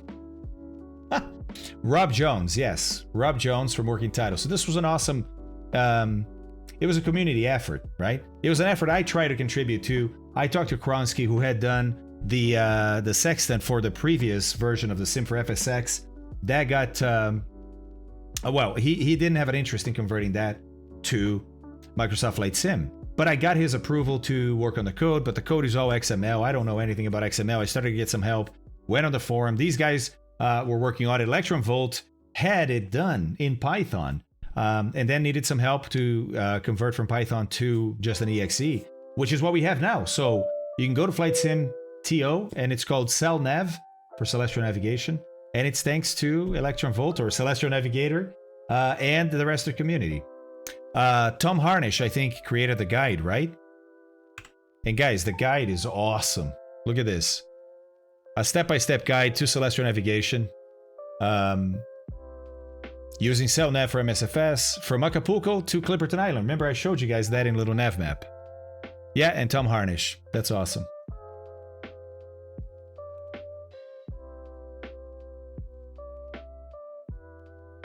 Oh, nice, 777. That's awesome, dude. For proper form fields. That'd be great, dude. That's awesome. Co-authored the guide. Many thanks to him. Yeah. Awesome, dude. So, Celestial Navigator. Right, that's your name here. That's how we're going to call you. Thank you so much for this, dude. This is going to make... Oh, it's going to yield so many hours of fun and learning, right? It's going to be amazing. It's a really good guide, guys. It's 78 pages long. That's right. That's right, it's thorough. It's thorough. Hey, by the way, sorry, man, but you're talking to me. It's how this thing works. I do have some recommendations for a couple of things that I thought could be a little bit better explained in the guide. Would it be okay if I kind of just sent you a couple of, hey, maybe think about this kind of thing? Sorry, man, I can't help myself. It's awesome. It's an awesome guide. But there were a couple of parts that were like, wait, what? And then I went back, figured it out, and I was like, oh, okay. But maybe if we said this, or that, I think maybe more people, or some people wouldn't have the problem I did. But then again, people are probably smarter than I am. Nice. Awesome, Celestial Navigator. Thanks, man. Look at this guide, guys. It's beautiful. It's awesome. It's an amazing, amazing thing. You guys need to see this. I'll be doing this on stream, right? I'll be doing a bunch of these on stream. So we'll be going through the whole thing. It's basically celestial navigation school. We're gonna learn how this works, why it works, and how you actually get it done in the sim. It's gonna be awesome. So I have bad news. My sim isn't running at all. Like not even starting in Steam. Dude, what is it with this week, guys? What is it with this week? Seriously. Seriously.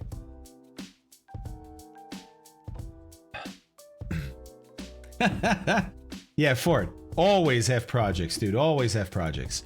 I like to always have lots of fires, or lots of irons in the fire. Yes, I know, Ford. I need to get back to you. I got it. I got it. I got it. It's on me. I got it. Yeah, they are, Ibanez. That's what I was checking. That's been done.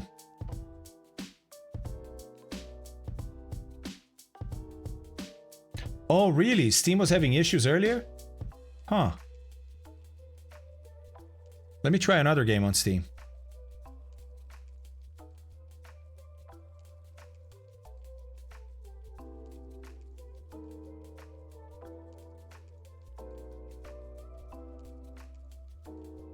Huh. Yeah, no, nothing. Oh, so maybe it is Steam. Man. How okay. Alright. It's alright. I did a new cleaning install of the sim last night. Sim running a lot better. Size is now around 91 gigs. Moose, I think I'm getting there, dude, to be honest, right? I've had so many issues as of late. Issues I never had before. I've had, you guys know this, I've had a pretty decent run with this sim. Then there was one time where like I had a bunch of CTDs in a row during stream. That kind of got cleaned up. But since then, it hasn't been the same. Blame it on the cloud. Ah, yeah, 777. I was going to say that invite is invalid, but there is another link on that chain on the PMDG forum that works. And it's someone's comment to a post. It's not like a proper reply. Yeah, Santi, I may do one too. Wait, global DDoS attack? Are you serious? Oh, great. Awesome. Yeah, I keep trying and nothing works in my Steam.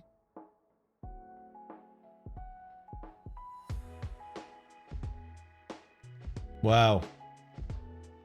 Yeah, cool. That's probably what's happening. That's a bummer, man. I haven't completed... How many flights have I completed this week? I didn't complete today. I didn't complete the DC-6. I didn't do the ferry flight on Monday. My God. My God. What? Checking stream links.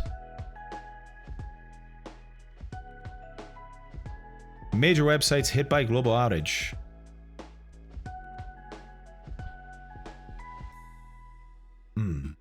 Yeah, no kidding, Ford. Seriously, dude. Yeah. Ah!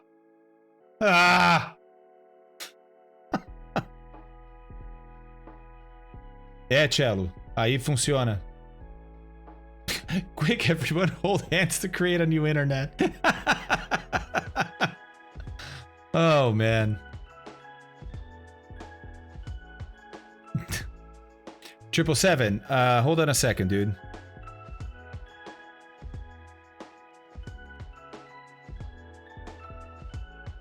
Oh, I think I can do this. Celestial, is it okay if I put the invite for the Discord here on chat, or should I send it to 777 just himself?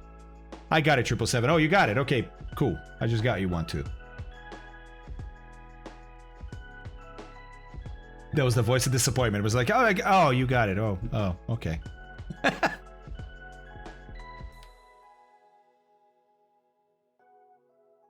Okay, Dex. I'm gonna restart Steam.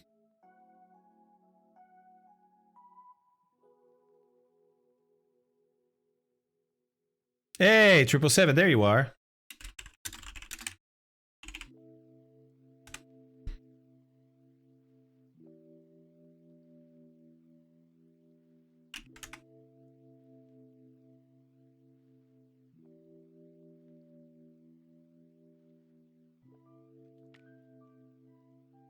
You mean with the DNS stuff, Fort? Is that what you mean?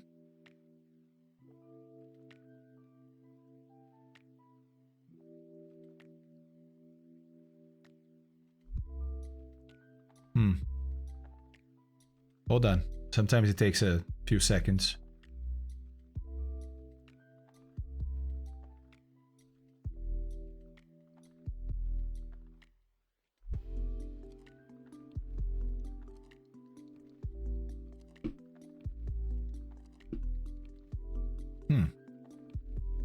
Doesn't seem to be working.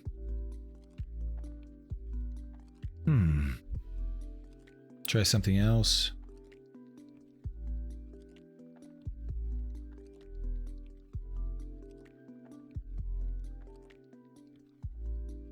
No. Yeah, my Steam just isn't working. It connects enough to show like store stuff. Or does it? Oh, it doesn't update some stuff. Some stuff it shows in the store, some stuff it doesn't. Airlock. What timing is this, Airlock? What timing is this, buddy? My voice mod, every time now, I start my computer, it starts up automatically. Then when I go to use it for the first time, it shuts itself down. And then it comes back up. That's so odd. That's so odd. I don't know what's happening. Dance, Fabio, dance.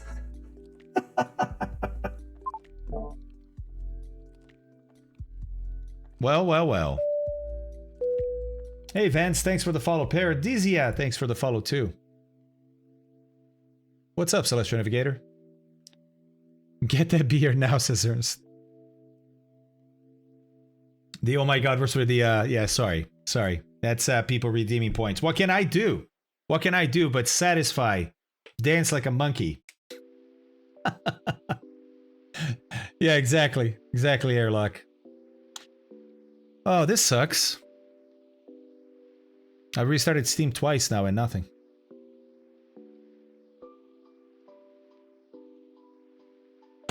Man, what a week. What a week. All right. Well, guys, I guess we'll plan tomorrow. Tomorrow is case flight, so we're going to be looking at accidents again. Very cool stuff. I mean, come on, it's not cool, but you know what I mean. But we're not going to do that for too long because we have our leg 7 of ferry flight. The one that we tried to do on Monday never got to it. We're going to do it tomorrow after the case flights, back to back. We're going to go from Prestwick to Rotterdam, right? No, we're not, Fort. We're not. I talked to Two-Tone earlier today. At least we can expect a crash tomorrow. I'll show myself out, Sendero. Yeah, Sanjay, that's what people are reporting. Yeah, so we're doing both of those things tomorrow. Then nothing planned for this weekend. Doesn't mean I'm not going to be online, but I don't have anything planned right now because on Sunday night we depart. Hey, Paul Flies, what's up, buddy? Whoa, man. Twitch Paul babies Flies do. just resubscribed for 9 months. Thanks, Twitch Paul. baby is Appreciate that, buddy. 9 months. Let's go. The Fly 45 Because I go on Japanese. vacation, guys. Sunday night, we leave here. We're going to be driving to Florida. So we're going to get to Florida Monday morning.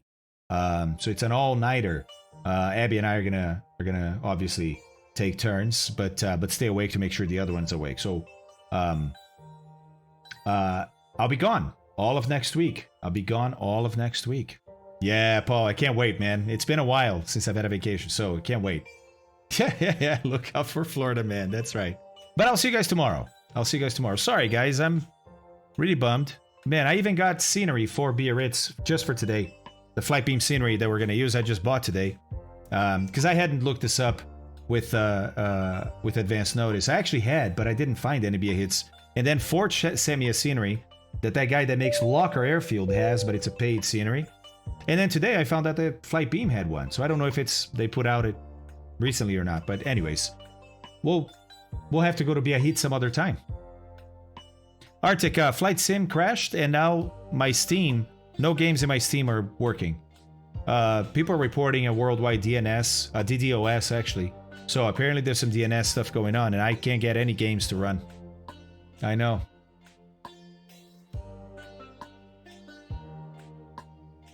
All right.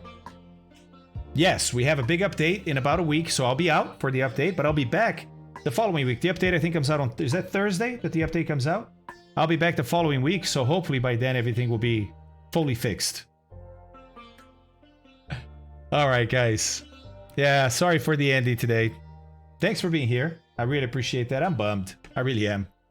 But I'll see you guys tomorrow. Tomorrow's going to be a great day. We're going to do some case studies. Then we're going to do a ferry flight. And I can't wait for that. Can't wait for that. Scullum is still there. Nah, Leia, not today. Not today. I'll save that for some other time. Save that for some other time. All right? Okay, guys. Well, let's go find somebody to raid. As always, we like to promote people, right? We like to give people a chance. We like to see who's out there doing what. Hey, B-Mint is doing DC6 stuff. She's pretty cool. Hawker's doing New Piper Warrior and Pilot Edge. All right, let's look at the bottom. Hey, here we go. Oh, XP, okay. D3D, okay.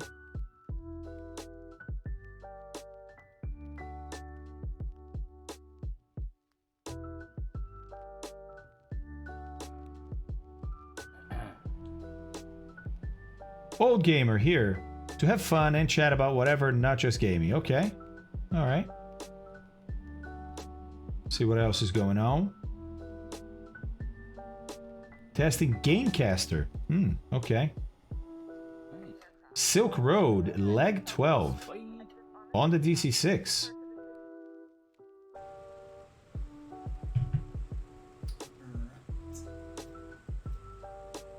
Ooh, interesting. Look at this.